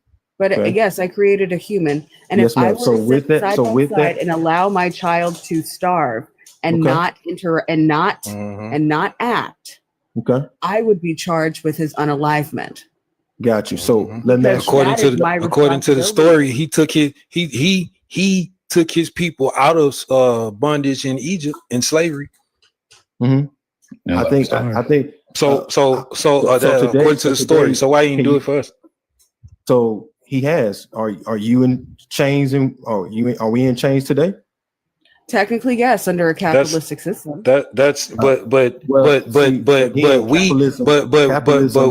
continue to scratch and claw, and we continue to fight and stuff, and we got chattel slavery abolished. We forced their hands. We forced their hands to stop. Abe Lincoln's them hands. We forced their hands. Yeah. Not any God intervention. Okay, so would you agree or disagree that we played a part in the change that we see today, right? No, not played a part. We caused it. Yeah, we caused it. We didn't play a part. So we didn't play a part in it, meaning that the things that have been done, the people that came before us, they played a part in causing what we see today. They didn't play a part, my dude. We were the whole entire driver. Right. Okay, so if we're the whole entire driver, and y'all are saying that we did everything, then how can y'all not agree that there is no oppression to the point where we can't do anything that we want to do? That's not how that works. That's not how that works. Okay. Oh my God, you are tap dancing. I'm not. I'm not tap dancing. How am I tap dancing? Yes, you are. Yes, you are. Because I'm going to tell you what you just did. Okay. You are giving reasons as to why it was justifiable and even maybe God ordained for black No, folk. I didn't say that. Yes, I you didn't say did. that. Yes, No, you did. Yes, I you didn't. did. Do not interrupt me. Indirectly, you did. That's not what I said, though. That's not what I said. You that's what you're hearing. That's not what I said. Then that's what you said, sir. Because when no, you it's not. No. Because the first thing you said after we talked about chattel slavery was, "Can you agree that slavery happened all over?" Which is a justification often given to by white supremacists. Why you gotta try to mock me with my tone when I've been very respectful. That's just how I do. I'm sorry. That is just the way I do. It's not my fault. It literally is. You have control of yourself. Go ahead, Miss KG. I am neurospicy, and that is something that neurospicy. That's new. I never heard that. What's that mean? Yeah. Neurospicy. It means I'm not neurotypical. Okay. I'm neurodivergent. Got it. So understand that. Yes, ma'am. Now I'm going to point this out to you. Okay. Within your argument, as you're trying to explain why God has allowed this, I don't care what you try to justify. Okay. In him allowing it, that is him giving permission for it to occur. Okay. And that means underneath it all, God says the God that you worship hates you. No, it doesn't. Why would you? Why? Yes, he does. Yes, he does. Because you know why? You know why he doesn't hate me? You know why he doesn't hate me? Yes, he does. You know why he doesn't hate me? Can I tell you why he doesn't hate me? Because I haven't experienced any of the things that you're talking about. I haven't been enslaved. Okay. I haven't been enslaved. No, but you are okay, sir. How old are you? I'm 38. You're 38. Yes, ma'am. Now, here is something that is a byproduct that you most likely will experience. Okay. As a black man, you are 4 times more likely to develop something like colon cancer. You were also 4 times more likely to need a kidney transplant. Okay. But because your oppressors still run everything, you will be passed over for any care because they utilize your skin color as being something that basically allows you to have a higher level of certain things in your system, and therefore you don't qualify for help. How do you now, as a black man, because we actually have documentation because of medical racism, sir. Gotcha. Now, let's keep going. As a black man, you are more likely, if you live in a certain area, you are more likely to also experience environmental racism. Okay. Did you know that is why so many black children have asthma? So you see how while you think you don't actually experience oppression, you experience it every day. The fact that your credit score is automatically rated 100 points lower, no matter what. You say my 100 points, your credit score. That's not true, Miss KG, but go ahead. It is true, sir. It's not. It is true. It's not. The fact that your house, if you leave up any semblance of blackness in it, your house will be valued at about 40% less than your white neighbors, even if it's the same home. Got it. So these are all things that are required, that happen over and over again. And yet you're trying to claim that you are not a recipient, you are not the one being oppressed. Here's the other thing. The reason that you have certain health conditions is because of slavery. Well, again, so even though Ms. KG, you didn't experience it, it was passed down in your DNA, which has changed you to the point now that you have an issue for that. So I love how you're trying to lick Massa's boots, but the only reason Massa gave you that Bible was so that you would turn to the page saying, forgive your enemies, love your enemies. If they hit you, turn the other cheek, while they get to unalive you with abandon. Well, again, I appreciate you projecting on me some things that aren't true about me and what my experience is in my life. But I will tell you this, that again, I can agree with you that things that have been done are heinous and they are a product of what we live in today, but also there's choice. And I don't have to eat certain things that do cause problems with me. I don't have to be in certain areas. My son goes to a wonderful school. He don't go to a bad school because I choose to put him in areas that are better for him. But here's the thing. So you think a bad school, like the fact that there is something as like written as a bad school. And you think, well, my son goes to a good school and he doesn't have to be in these environments. I'm pointing this out to you because everything you're saying is that proximity to whiteness is somehow good. No, that's not. That's not what I'm saying. I'm telling you that actually, what I'm telling you is what you that get. whiteness. What I'm telling you is that whiteness has not stopped me from doing what I need to do for me and mine and believe what I want to believe. I don't believe in a white Jesus. I don't believe in a white this or white that. I don't believe in those things. You can say that that's what that is for, but that's not what I believe. I don't believe in a white this or white that, or I'm trying to be closer to whiteness. No, I know I'm black and I'm not ashamed of being that. I know what we have gone through as black people and what we still go through today. But what I'm telling you is that from what we've been through to where we are now, with the amount of people that are successful, with the amount of people that have resources, that have all these things, that I believe, it's just me, maybe I'm wrong, maybe y'all can correct me. But I just believe with the amount of people that we look on the Forbes list, that we look out in this world that we live in, that have every opportunity to change so many things, own banks, own grocery stores, provide a better living for the people that look like them. Yes, sir. I'm sorry. Hey, off the bench. Yes, sir. And I know this term is a monolith, it's so many different kinds, but is African spirituality demonic? Is African spirituality demonic? I can't answer that, Mr. Be Easy, because I haven't really looked into African spirituality. I would have to do a little research to be able to answer that question better for you. I don't know if that helps you or not. Like different forms of, okay, like for example, like voodoo. Is voodoo demonic? Yes. Hi, I just have a quick question. So that right there shows you how Christianity makes you paint a negative picture of your own image without even realizing. Voodoo, why do you say voodoo is my image? Why do you say voodoo is our image? No, not what? No, no. Because Christianity disconnects you from. I just use voodoo.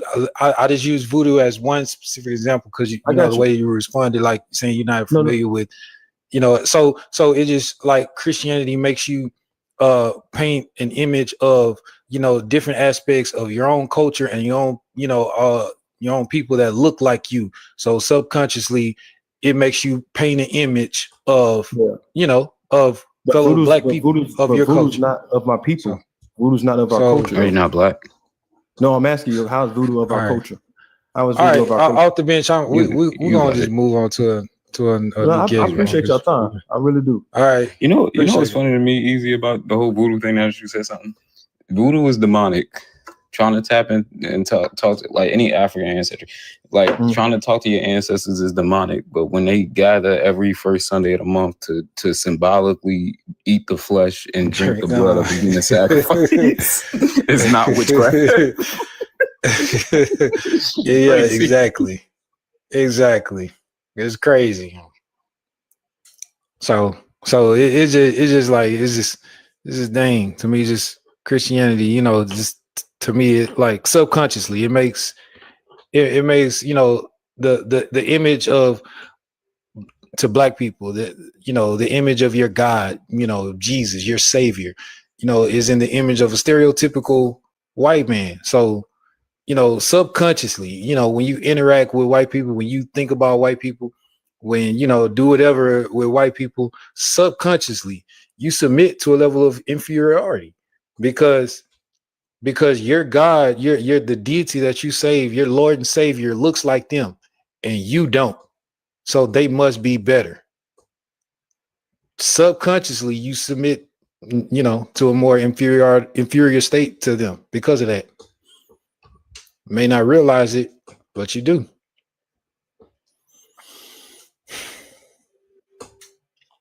So, for example, like with black Christians and stuff, like let's say like, it's both sides of the spectrum, but let's just say like, like y'all see, you get like, let's say black women, when they travel to other areas and stuff, like, let's say like when they go to Brazil, and they take selfies smiling and stuff in front of a picture of a white Jesus, so the white Jesus is the head of their life.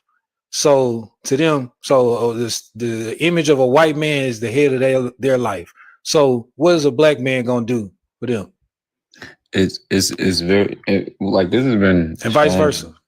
This is right. This has been shown in and like you. I'm not sure if y'all know about the doll test, right? And we can apply that same thing to religion, right? Where it's like you ask babies like who's the good doll and who's the bad doll, right? And the dolls look identical. The only difference is their skin color, right? And they almost always pick the white doll as the good doll, and the evil doll as the black doll.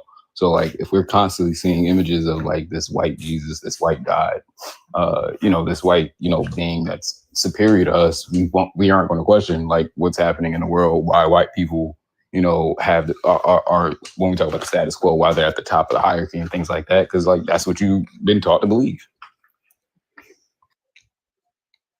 Yeah, it's crazy. So with that being said, I know who's that saying they wanted to. I think it was me. Haley. Yeah, it's Howie. Yeah, I heard you saying you wanted to respond or something. Okay, sorry, I didn't mean to interrupt. I was just asking if we were going to talk about the prompt on the screen. Yeah, that's why. Yeah, I wanted to. Yeah, veer it back to that. That's why. Yeah. So, what's your most compelling evidence for God or Jesus? That's a great question. I actually have one. I feel like if anything I say, y'all are gonna have like a really good answer why it's not true. Because I've been listening to you guys for like the last hour and so, and y'all are asking like great questions and really like, if I'm being honest, like making me doubt some of the things I've been, because I grew up in the church. So now you're making me question like, hey, wait, why does it say that? And why does it, So thank you for that. I like trying to learn new things. And but I had a question for y'all. So according to scripture, you know how like in scripture or in the Bible, it has all these prophecies that are gonna come to pass when Jesus returns. Someone was looking through the Bible and marking through all the prophecies in Isaiah and even Revelation, and someone said about 89% of them have come to pass. So there's no prophecies. There's no prophecies like you mentioned Isaiah. Like the book of Isaiah is about Israel, Jacob. It literally tells you that all throughout the book. And in the book, like first off, it's written in past tense. If it's a prophecy is not going to be written in past tense. So it tells you all throughout the book that it's personifying Israel, Jacob, aka Israel. Like in the story, Jacob had a fight with God and Jacob beat up God and had him in a headlock, and Jacob was like, and God was like, hey, unhand me, and Jacob was like, no, not unless you bless me. And so God blessed him and changed him into Israel, and that's the only way Jacob, let God go. So Jacob is Israel and stuff. And it tells you that all throughout Isaiah, like in Isaiah 41, I put it, I'm looking at it right here. Like Isaiah 41, 8-9, it says, but you, Israel, my serpent, Jacob, whom I have chosen, the offspring of Abraham, my friend, you whom I have taken hold of from the ends of the earth, and so on and so on. Isaiah 45:4, for Jacob's my servant's sake, and Israel, my chosen, I have called you by my name. I have given you a title, and so on and so on. You see how the whole book is written in past tense.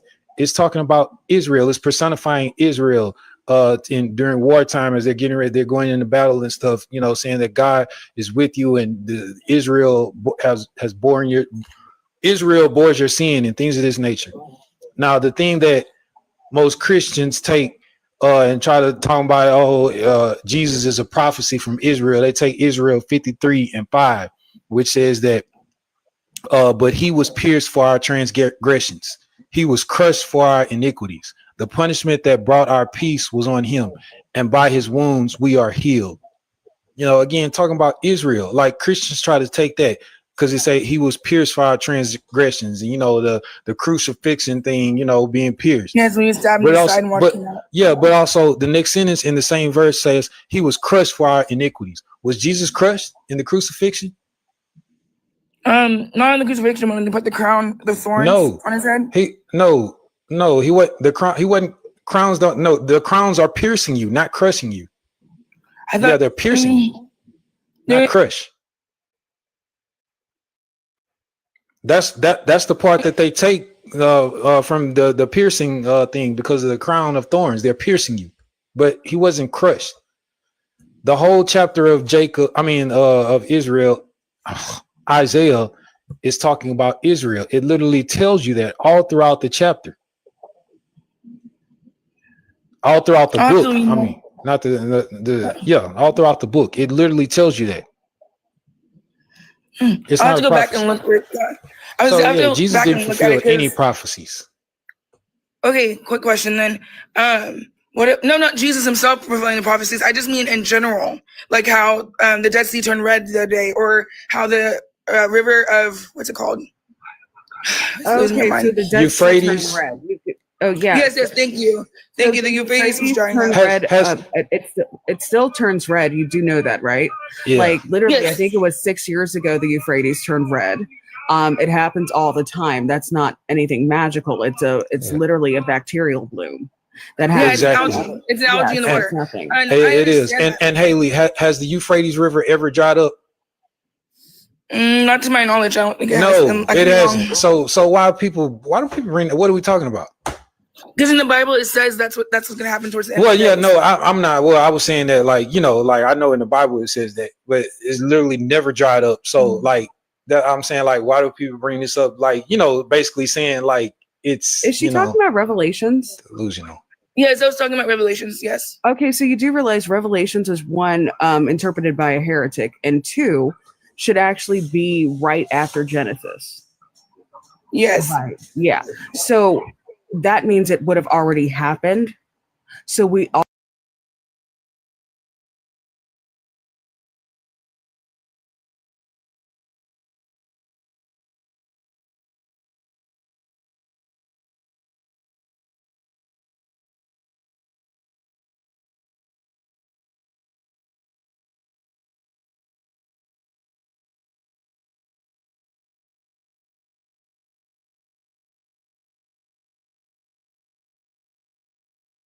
And Jesus wouldn't have never needed to exist because everything had already happened.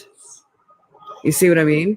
So by putting Revelations where they did, it was strategically done to make you all think that that was going to happen later, as opposed to it having already occurred.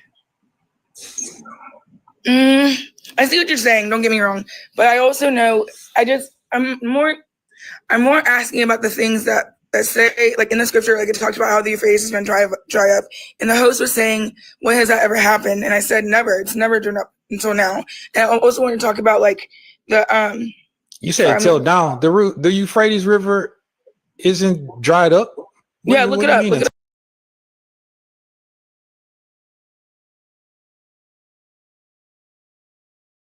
Yeah, it's drying up, or it has been. Look it up on Google right now. Ma'am, I don't think you understand. The Tigris and Euphrates rivers have always had a fluctuating amount of water. That is why that area around them has always been considered, but it's volatile. That's what it's called. All rivers due to drought. Literally, the Euphrates will literally go down to about an inch of water, and then all of a sudden they'll get a massive flood. And then the whole entire area is flooded completely. The Tigris and Euphrates rivers are two of the most volatile water bodies within that realm, in comparison to something like the Nile or to the Kwanzaa rivers, the Lukala rivers. Those places, those are rivers that have consistently stayed, have a complete pattern. The ones that are right there have always had a very volatile impact. Like they flood or they're dry. And by dry, I means it may be an inch of water.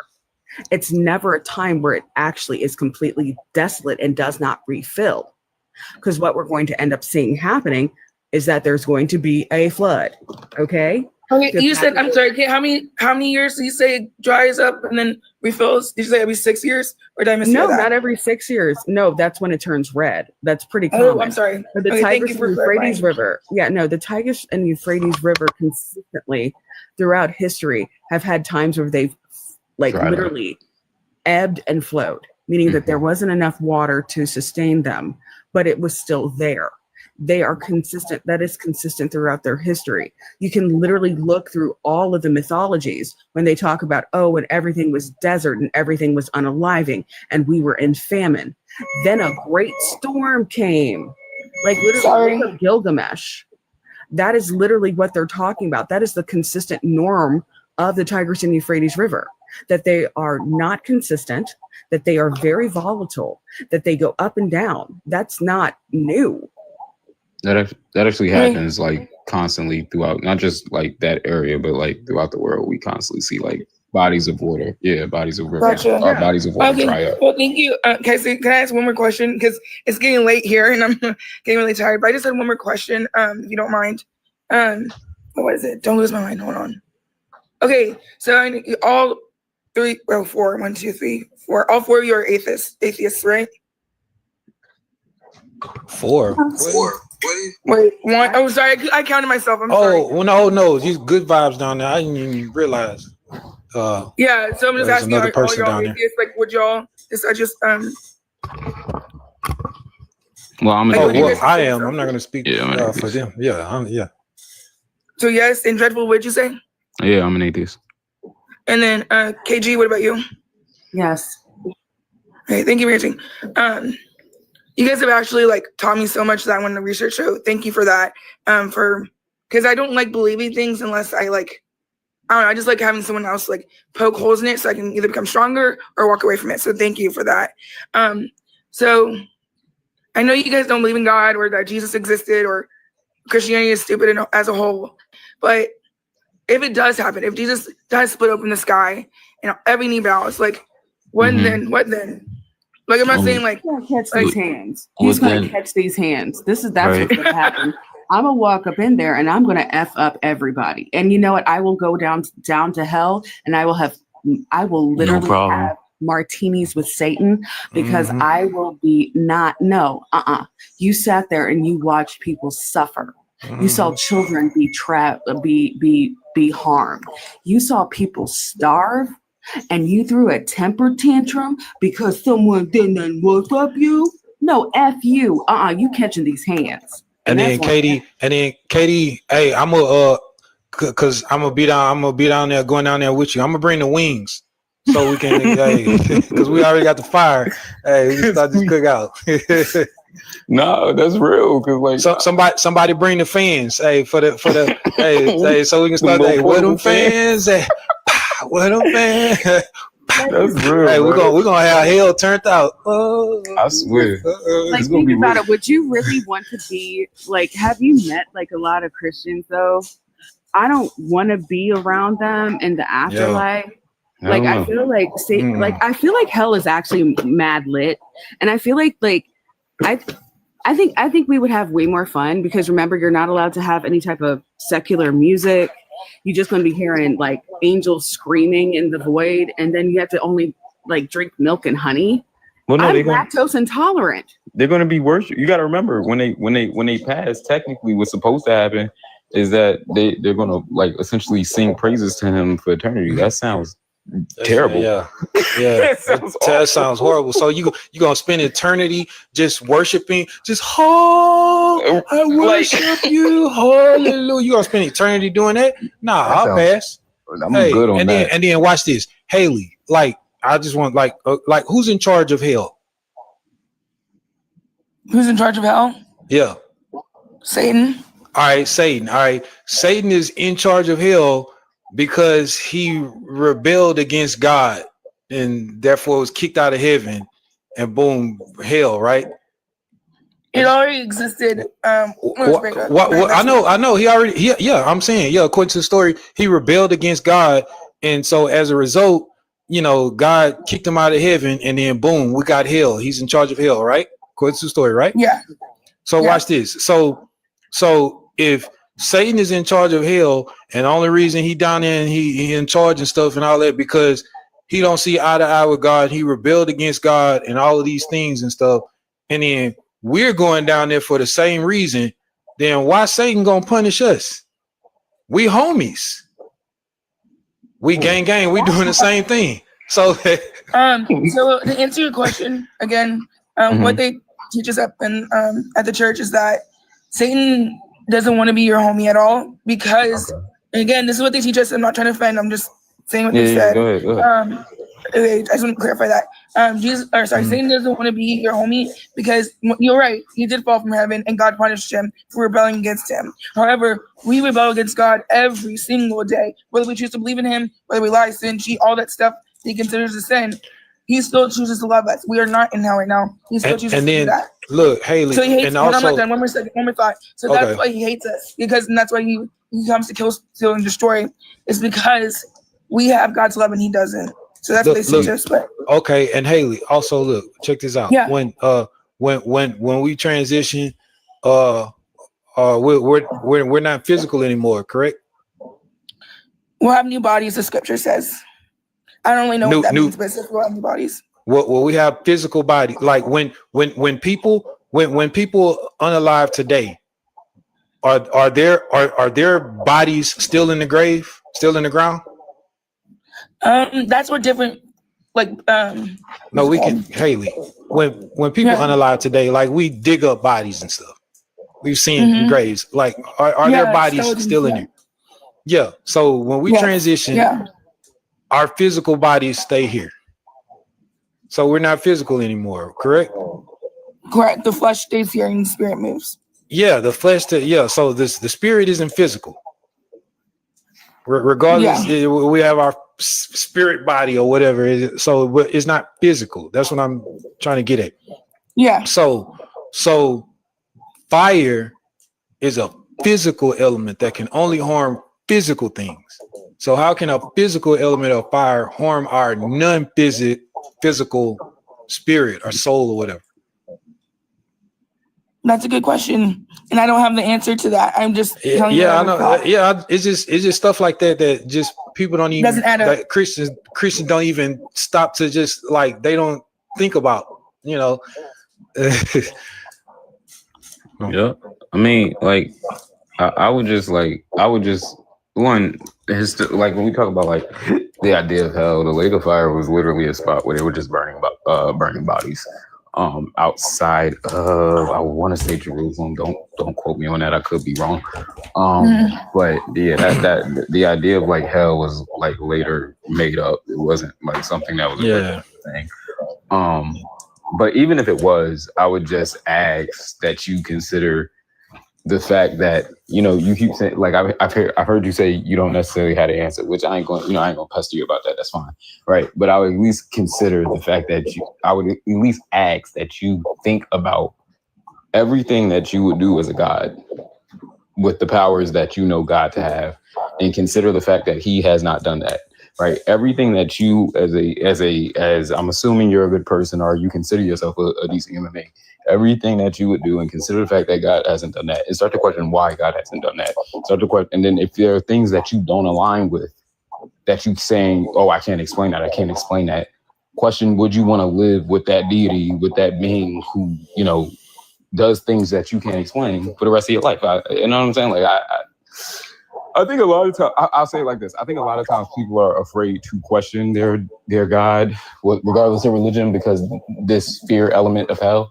But as atheists, when we don't have this fear of like being eternally punished, it's very easy for us to say, yeah, that wasn't a nice thing to do, or that wasn't a kind thing, or that was an evil thing to do. Whereas when you're religious, you have to make excuses for it, because if you say that's a bad thing, there's that fear that, oh shit, I'm gonna get sent to hell and be tortured for all eternity. It's coercion. It's very much coercive.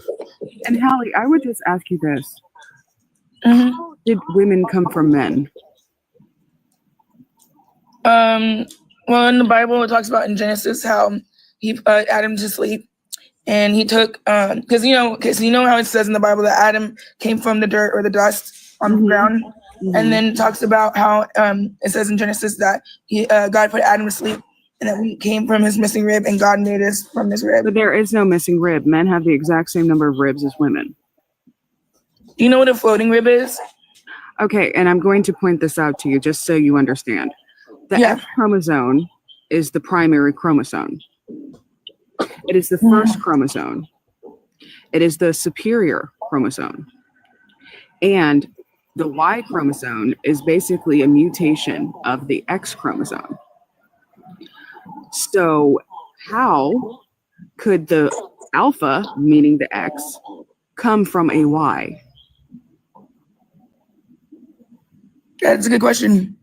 I would also point this out.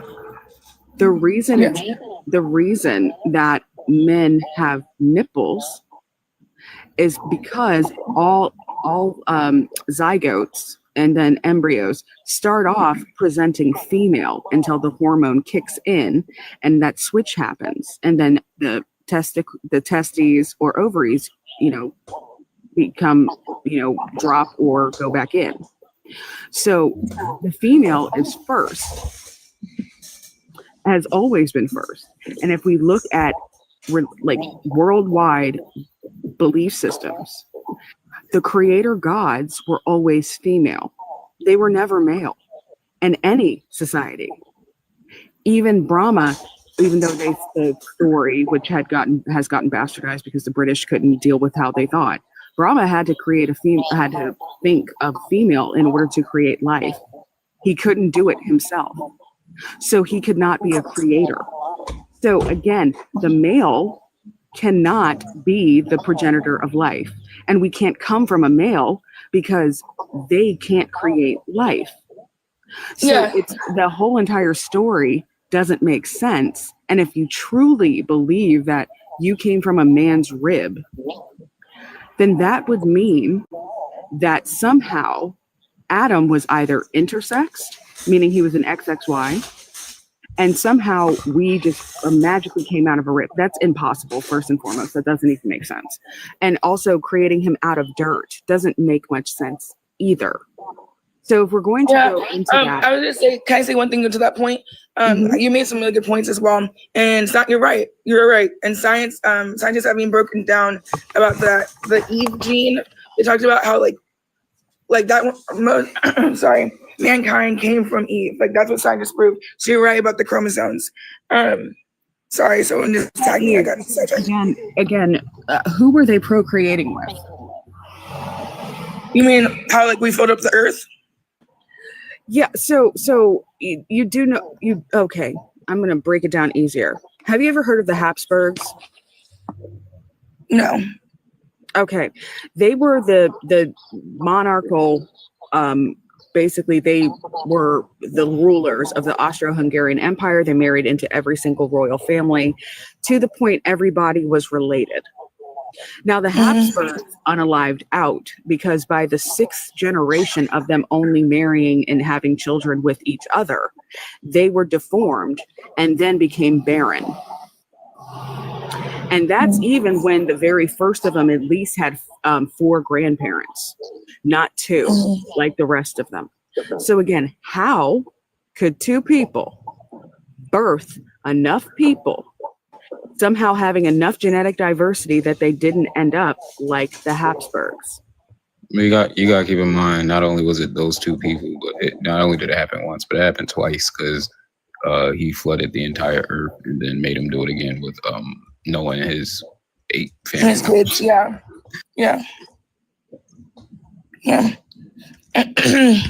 And also the story of Noah. Did you ever question how Noah had the correct type of wood to make an ark?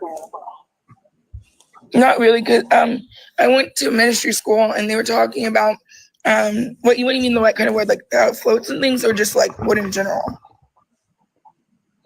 Well, he just wouldn't have had the know-how to one. He wouldn't have the know-how to do that, but also like.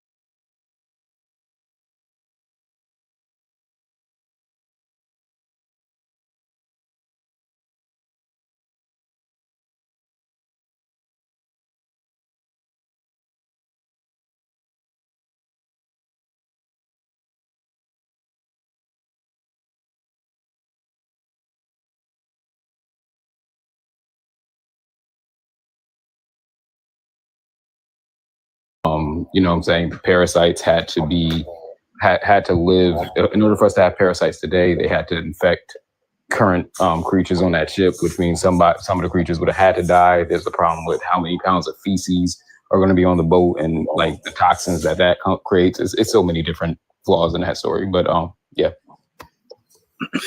Primarily, it has to do with the fact that the area that Noah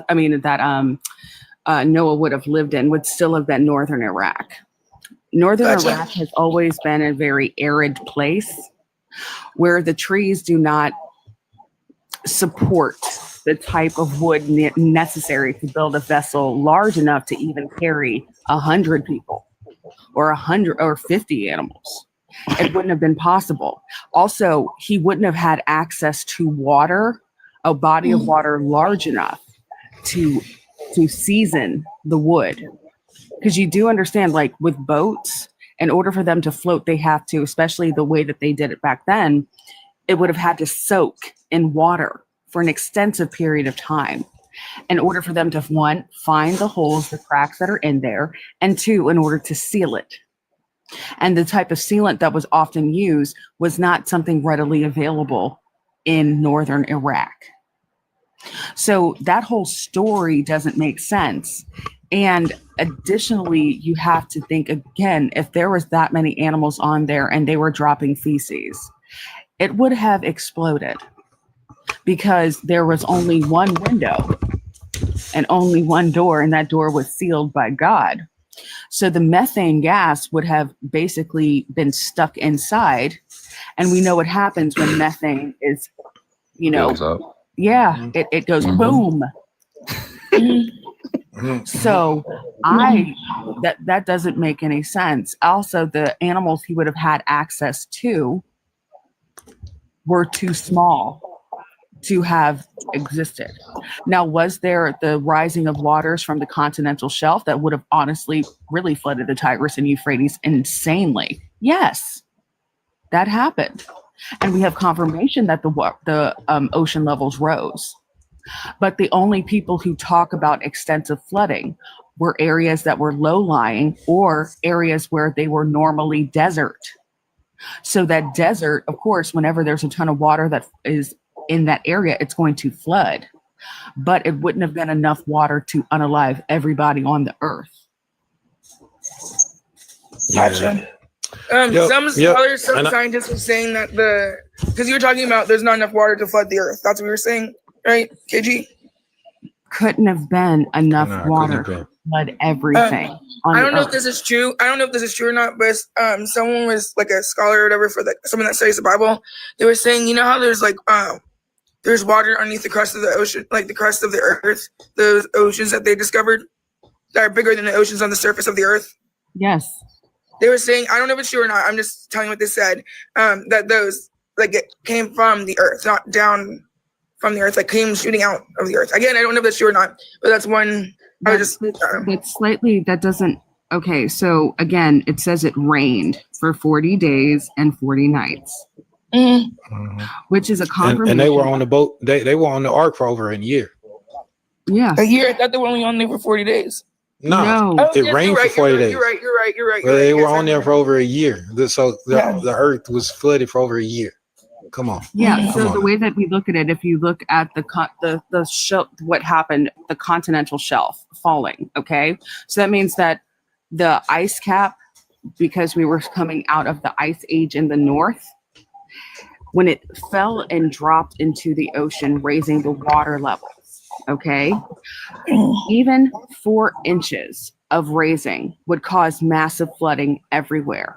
And we do have confirmation that happened, that there was a lot of flooding and that the ocean levels rose, specifically by listening to the Aboriginal peoples of Australia discussing how they became cut off from Africa, from the motherland. Because they're isolated, we can take a lot of their lore and utilize that and compare it to other people around because they did not have outside influences because they were so isolated. When they talk about their beginnings, Australia, which is confirmed by scientists, used to be much larger and was much closer to the Horn of South Africa, which is where they come from. That's where they originate. And they used to be able to literally take their canoes or small boats back and forth from the mainland to Australia. Once that continental shelf fell, it flooded, and they had to create either larger boats or they stayed on the interior. And they talked about this, the landmass getting a little bit smaller because it rose. But you know what they never talked about? The entire island being completely flooded. You also don't have any of the Polynesian people who are seafaring people, have always been seafaring people. They also don't talk about being flooded out. They do talk about the water levels rising and certain islands falling, but the rest of their land was pretty straight. Dang. You have the people, the Maori people. Now that you bring up Australia, is crazy, because I wonder how the kangaroo hopped all the way across the Indian Ocean to get on the ark. Facts. Or platypuses. Because they're literally aliens. I mean that. They're they are. They're aliens. They are. Yeah. They. The thing that I always ask is when it comes to the story of the ark, like besides the space issue, like I said, we have cruise ships today that could not fit 2 of every animal on a boat. But the question I always ask is, like, how was Noah able to create an environment that kept like Arctic creatures like penguins, polar bears, like cool enough, but also kept like creatures that live in the savannah, like lions, in the right like conditions? Like he had to have some kind of like AC unit, some kind of cooling system to do these things. And so like when you really are, again, when you point out the fact that parasites oftentimes unalive other creatures, but in order for us to have parasites today, the deadly parasites, the brain-eating amoeba that we have today, various parasites, they had to exist on that ark. Unless we are going to say evolution is real and say that the creatures evolved, they had to have existed on that ark. And so there are animals that were infected with bacteria and this, that, and the third. And a lot of times people like essentially say, well, God is all powerful and he could have da-da-da-da. But if that's the case, why not just magically, in the same way that he could have magically made these animals just not eat each other and survive they went out ark for hundreds of days. I don't know why people just assume it's 40 days. 40 days is just a phrase they use just to mean a long period of time. But they were on that ark for quite some time. But yeah, no. When people try to assert that God just did it magically, why not just magically take these people off the planet and call it a day? I have to go, guys, but thank you for talking with me and explaining things from what you guys believe. Y'all have a good night. All right, appreciate it. You too. Hey, as well. How y'all doing today? What's going on, Eddie? I'm all right in yourselves. Oh, what's up, Eddie? No problem. I'm trying to find evidence for God or Jesus. Just are you talking about just the Bible God, or are you also talking about just a creator all around, period?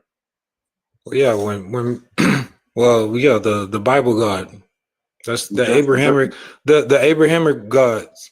Yeah. Just that, because that's the only creator God. Like all of the forms of spirituality, their gods and deities and stuff are aspects of nature. All right. Okay. And energy centers and stuff. So, are y'all agreeing that there's just no creator to this at all? Period. Like even outside the Bible, like there's just no creator to this at all. There's none. I don't see any logical evidence for it. Yeah. You don't believe that yourself is a creation? Y'all don't believe that yourselves are a creation? Yeah, my mom and my old man. She told me they had a couple of shots of gin, and they came home one night from the club. For real, she told me. Yeah, and that's real. Hey, he put on some Al Green. Hey, you know what messed me up, bro? What messed me up is one day I was just doing the math and I realized me and my mom's birthday is 9 months apart. I'm like, damn, mom's birthday sucks. Fuck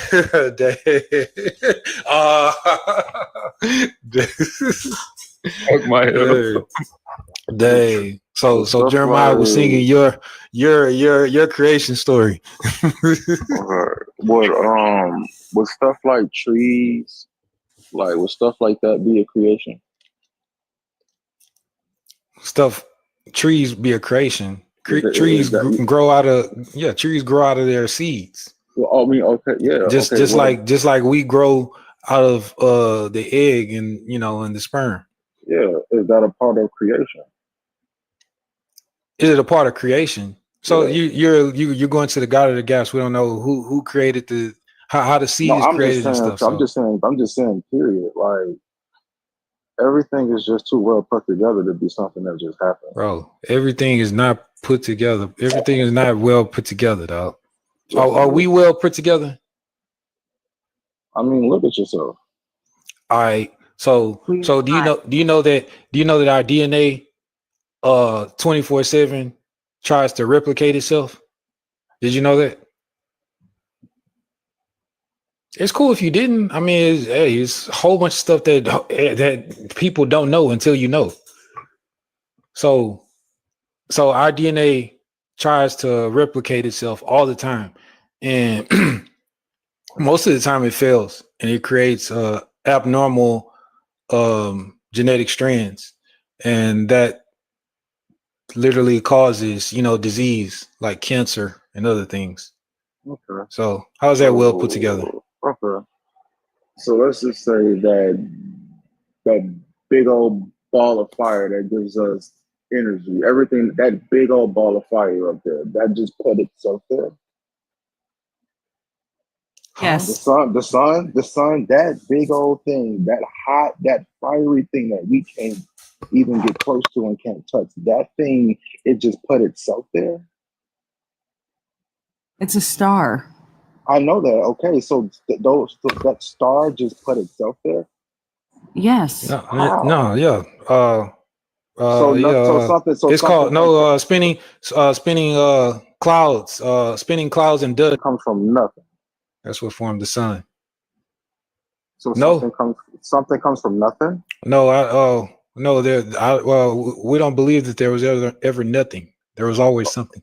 Okay, so all these things have to come from something. Something had to make these things possible. So all right. So everything has to come from something, right? Yeah. So is God something? Someone. So what did God come from then? Well, stuff like that, you have to. I guess you see. Well, if we're talking from the Bible standpoint, you would have to Who mentioned anything? I didn't mention anything about the Bible. Okay, but you're saying, what did he come from? You said something. You said everything comes from something, and I said, is God something? You say yes. So I'm saying, so if everything comes from something, then what did God come from? He's the creator. He's a creator. Okay, so I'm saying, like, where did God come from? You said God is something. Everything. You say everything comes from something. So where did God come from? He's always been been here. Everything has a creator. He's yeah, he's okay, cool. You say he's always been here. So how do you know he's always been here? Because all these other things like trees, water, the sky, that sun, the moon, all these things was here before we even got here. How does that answer my question though?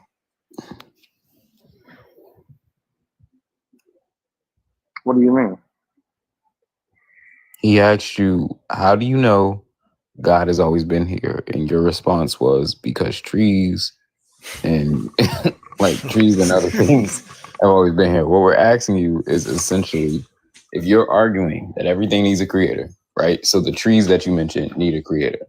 How do you know that your God did not need a creator? Well, what makes your God so special that he doesn't need a creator?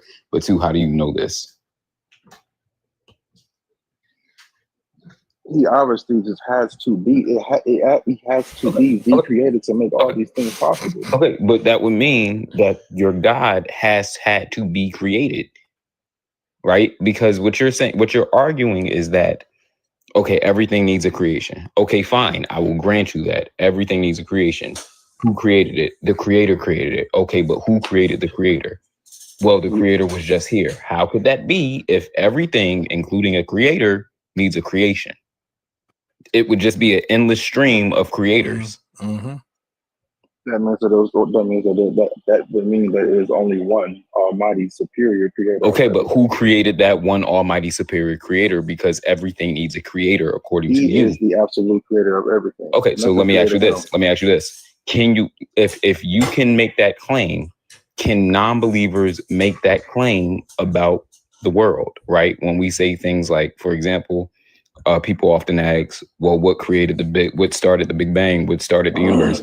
Can we just say the universe has always been, and you accept that? If not, I want to know, why is it okay for you to just say, well, God has always existed, but it's not okay for, in your worldview, or not necessarily yours, but in the Christian worldview, it's not okay for like non-believers to say, hey, the universe has just always existed. Why can your God always exist and you accept that, but not accept that the universe has always existed?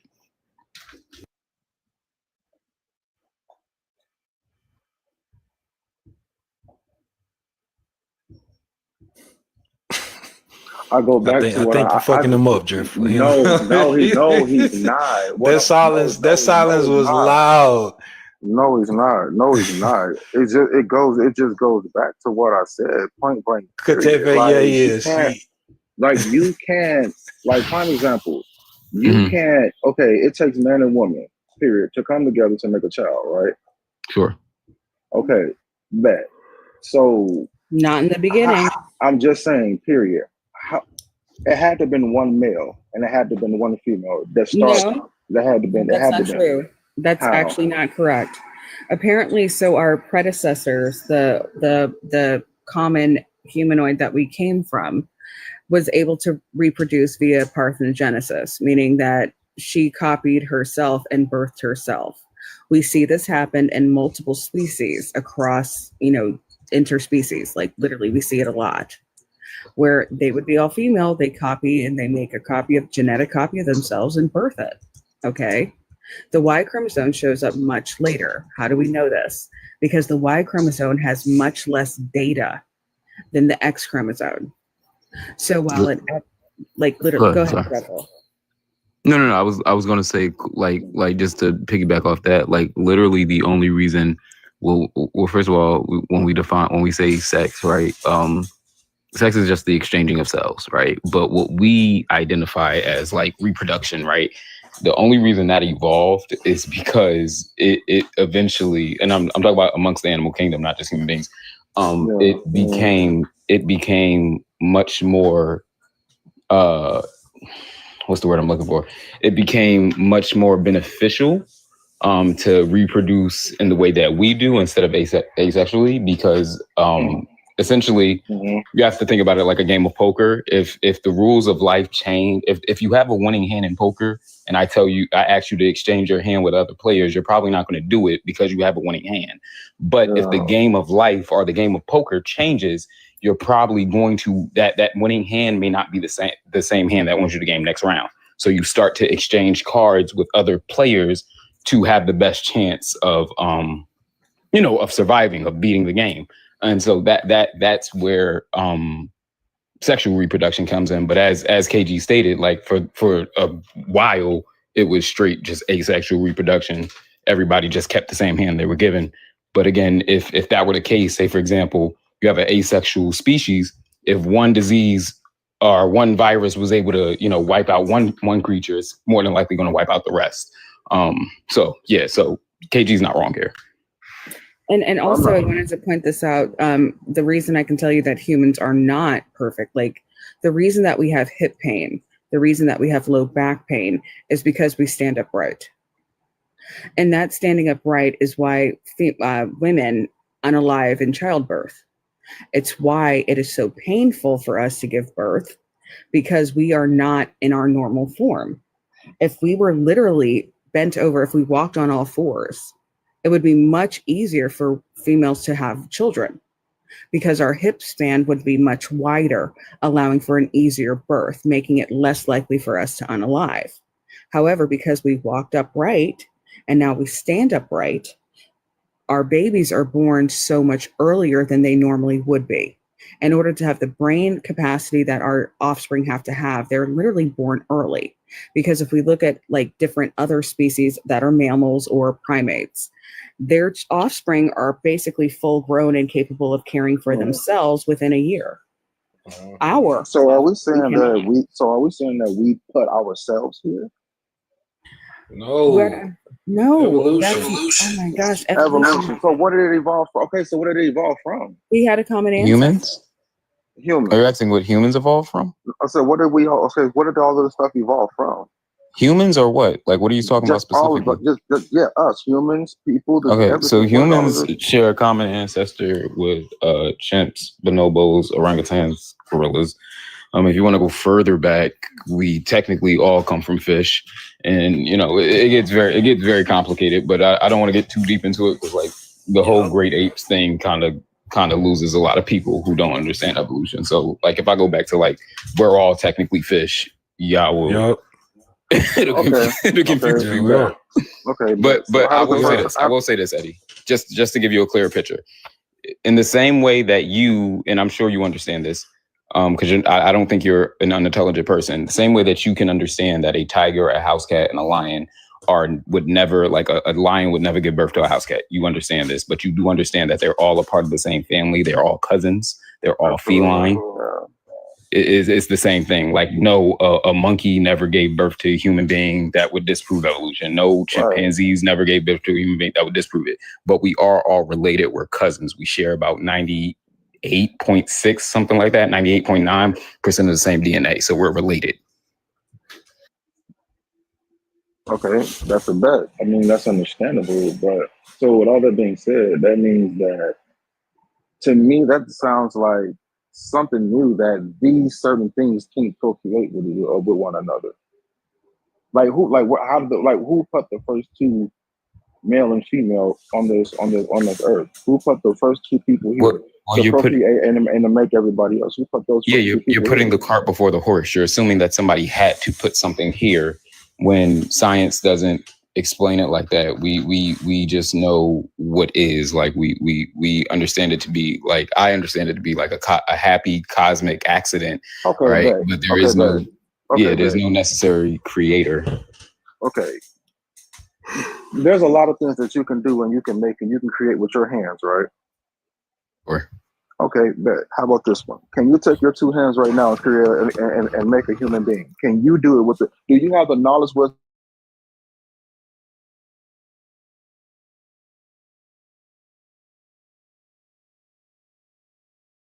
physically make a human being? Do you have the knowledge, wisdom, understanding, and the power to make a human being right now yourself?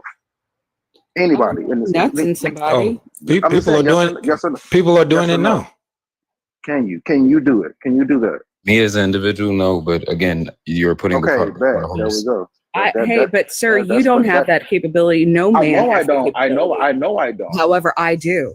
Because I created a whole human being.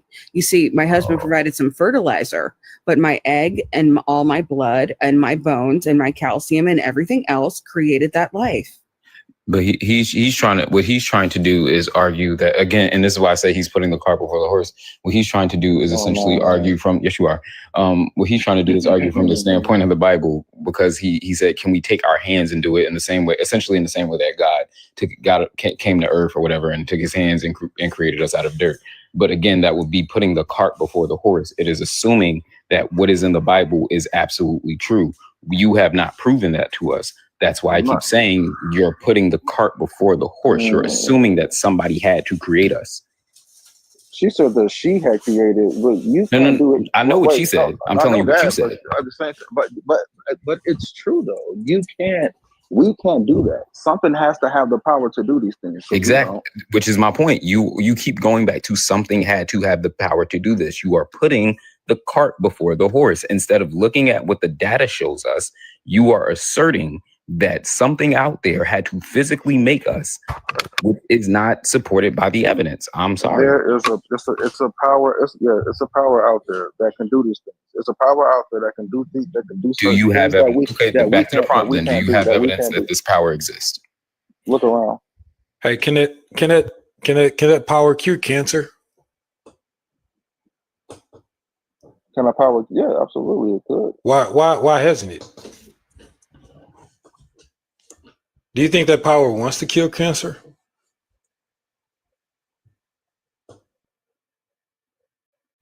I would say these things will go all the way back to.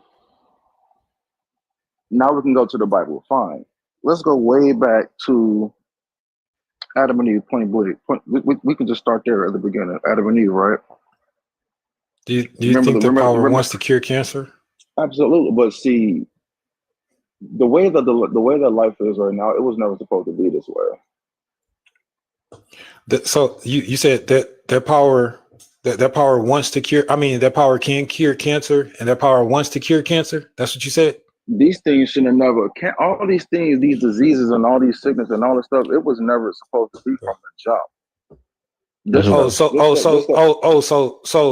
that power is imperfect. Something is present that wasn't supposed to be here. So no, I would say that we brought these curses on ourselves through disobedience. That's not true. That's not true. Say. So are you saying cancer? Are you saying cancer is here due to the fall of man? To the fall of a decision. So if that's the case, then why have archaeologists discovered dinosaur bones with cancerous cells on them? And dinosaurs were here long before we were, like millions of years. I don't believe in no dinosaurs at all. Oh my God. Oh my God. Well, I guess this is my question. Was suffering a part of the plan? Like human beings suffering? He said don't eat from the tree, didn't he? Say again? He said don't eat from the tree, right? So suffering was not a part of God's plan. No, I'm saying he said do not eat from the tree, right? Yeah, sure. And what happened? They ate from the tree. He said if you did, he said surely death will come upon you, right? He lied about that. He said on that day you will surely unalive. So God lied in that statement because they didn't unalive. No. See, in that verse, when he said that you would surely die, he didn't mean that you were going to die right there. He literally said on that day. It literally means that day, the 24 hours. We can look at the he meant that. We can look at the original, like the Hebrew. I'm telling you, he didn't mean right now. How do you know? That's what I'm saying. People read the Bible out of context. We can look at the Hebrew.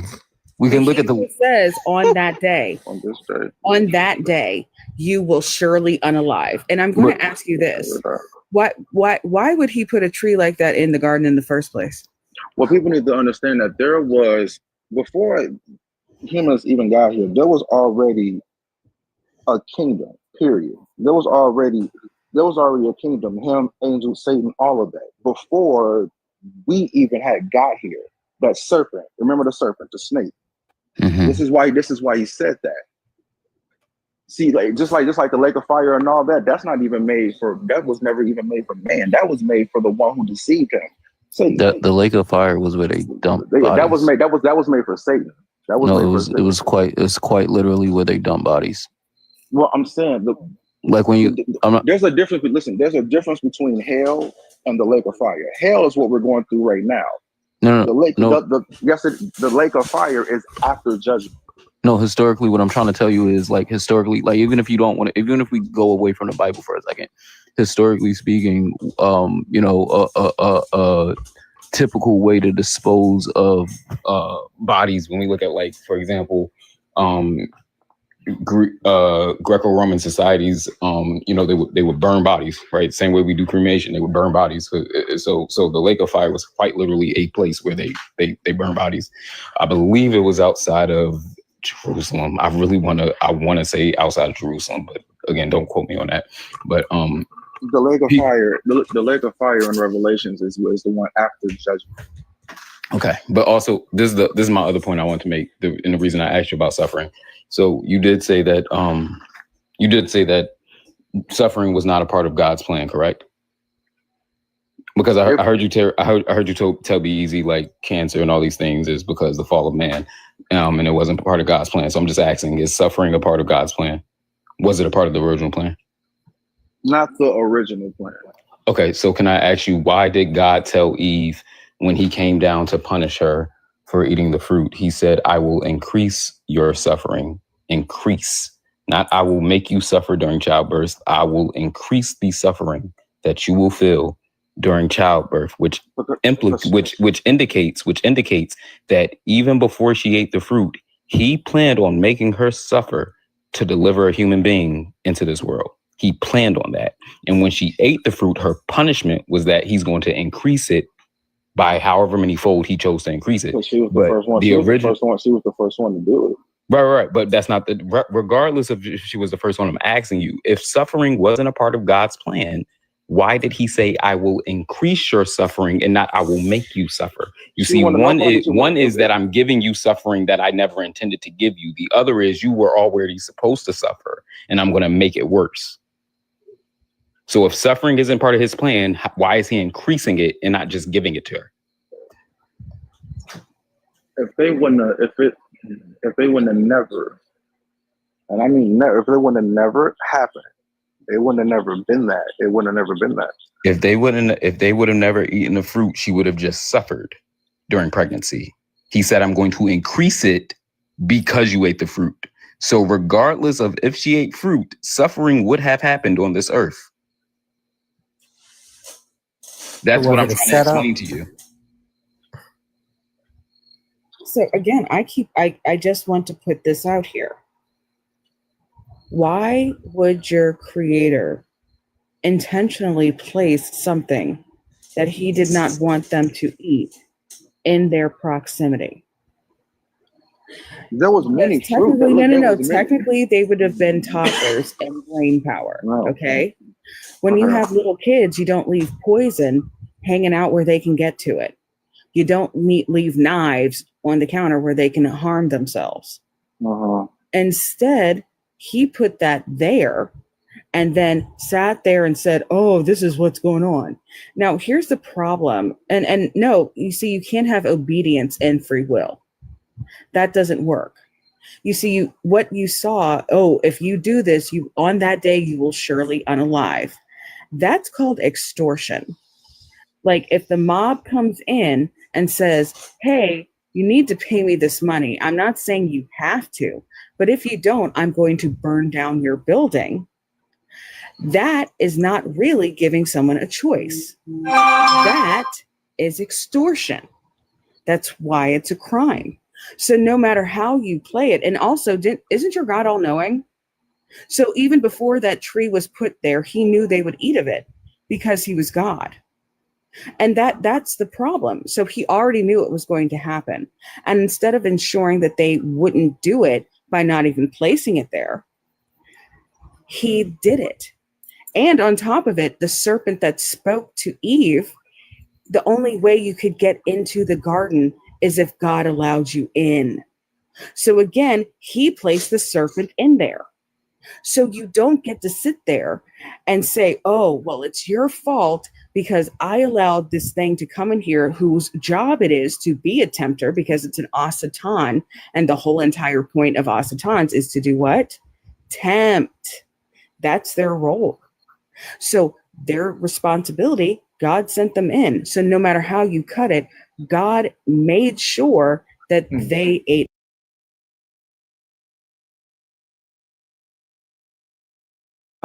The one on the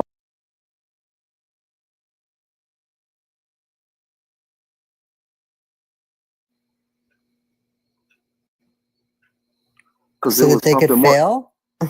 No, it was something. It was No. But he's all knowing, correct? That's why he said, "Don't touch it." No. He knew he was setting them up. Yeah, so he knew that they had to eat of it.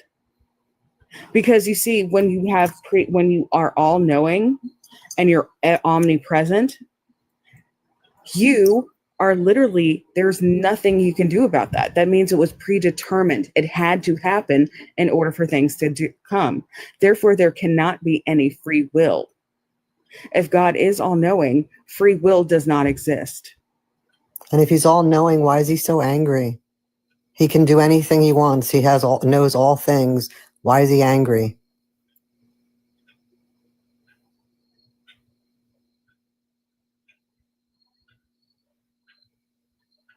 When you tell somebody not to do something,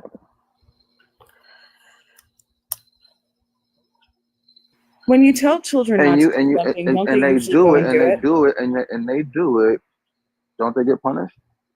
It depends on what it is. I'm just saying, don't they get? If you tell, like, okay, I got a 12-year-old and I got a 3-year-old. If I tell my son, hey, don't touch that, you know what I mean? Like, please don't. And he disobeys me anyway, he doesn't go unpunished. That doesn't mean I'm about to beat the hell out of my kid. No, it might be, it might be, hey, I'm gonna take this video game. Hey, don't turn on that. Hey, don't turn on that television. But you see, the thing is, and here's the whole issue with the eating of the fruit. The fruit was the knowledge of good and evil. Exactly. You see, good and evil was way before people got here. See the no, good. No. Okay, no, sir, you just contradicted your statement. How could someone be good if they have no concept of evil? How would they know what anything is without the concept? And actually, the statement is when God came down and they ate of the fruit of knowledge of good and evil, and God said to them, and now they will be like us. That particular fruit that they ate was a No. You need to explain to me, why would it be wrong for something you created to have the knowledge you have? Because I know I don't not teach my son things. I want my son to have more knowledge than I'll ever have. There's never a day I don't learn something, and I want him to learn something every single day. Yeah, but all knowledge isn't good knowledge. No. It's not. You can't say it's good or bad, because you see, how would they know? Without any concept of good and evil, there is no way to know if it's bad. And even in the sin of not listening, they had no concept of good and evil. So even if someone, sir, why would that be a bad thing if they have no concept of good or bad? Listen. He didn't want them to know evil. Listen, he didn't want them to know evil. That's why he said, don't touch that. But he said, don't eat it. So he just tempted them for no reason. He didn't want them. No, it wasn't that. It's just...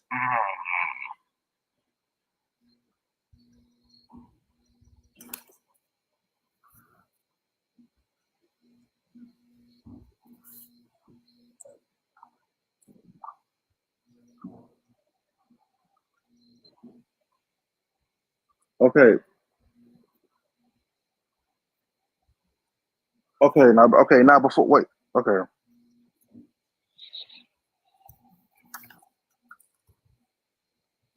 There.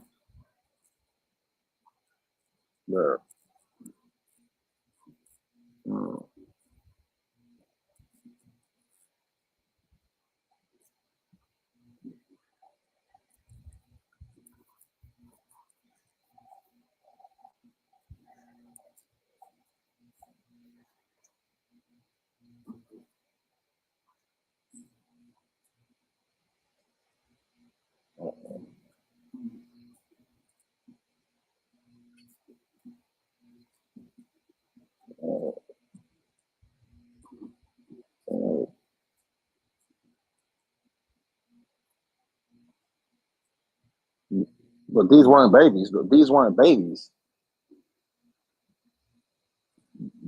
Yeah, but these weren't babies. Okay.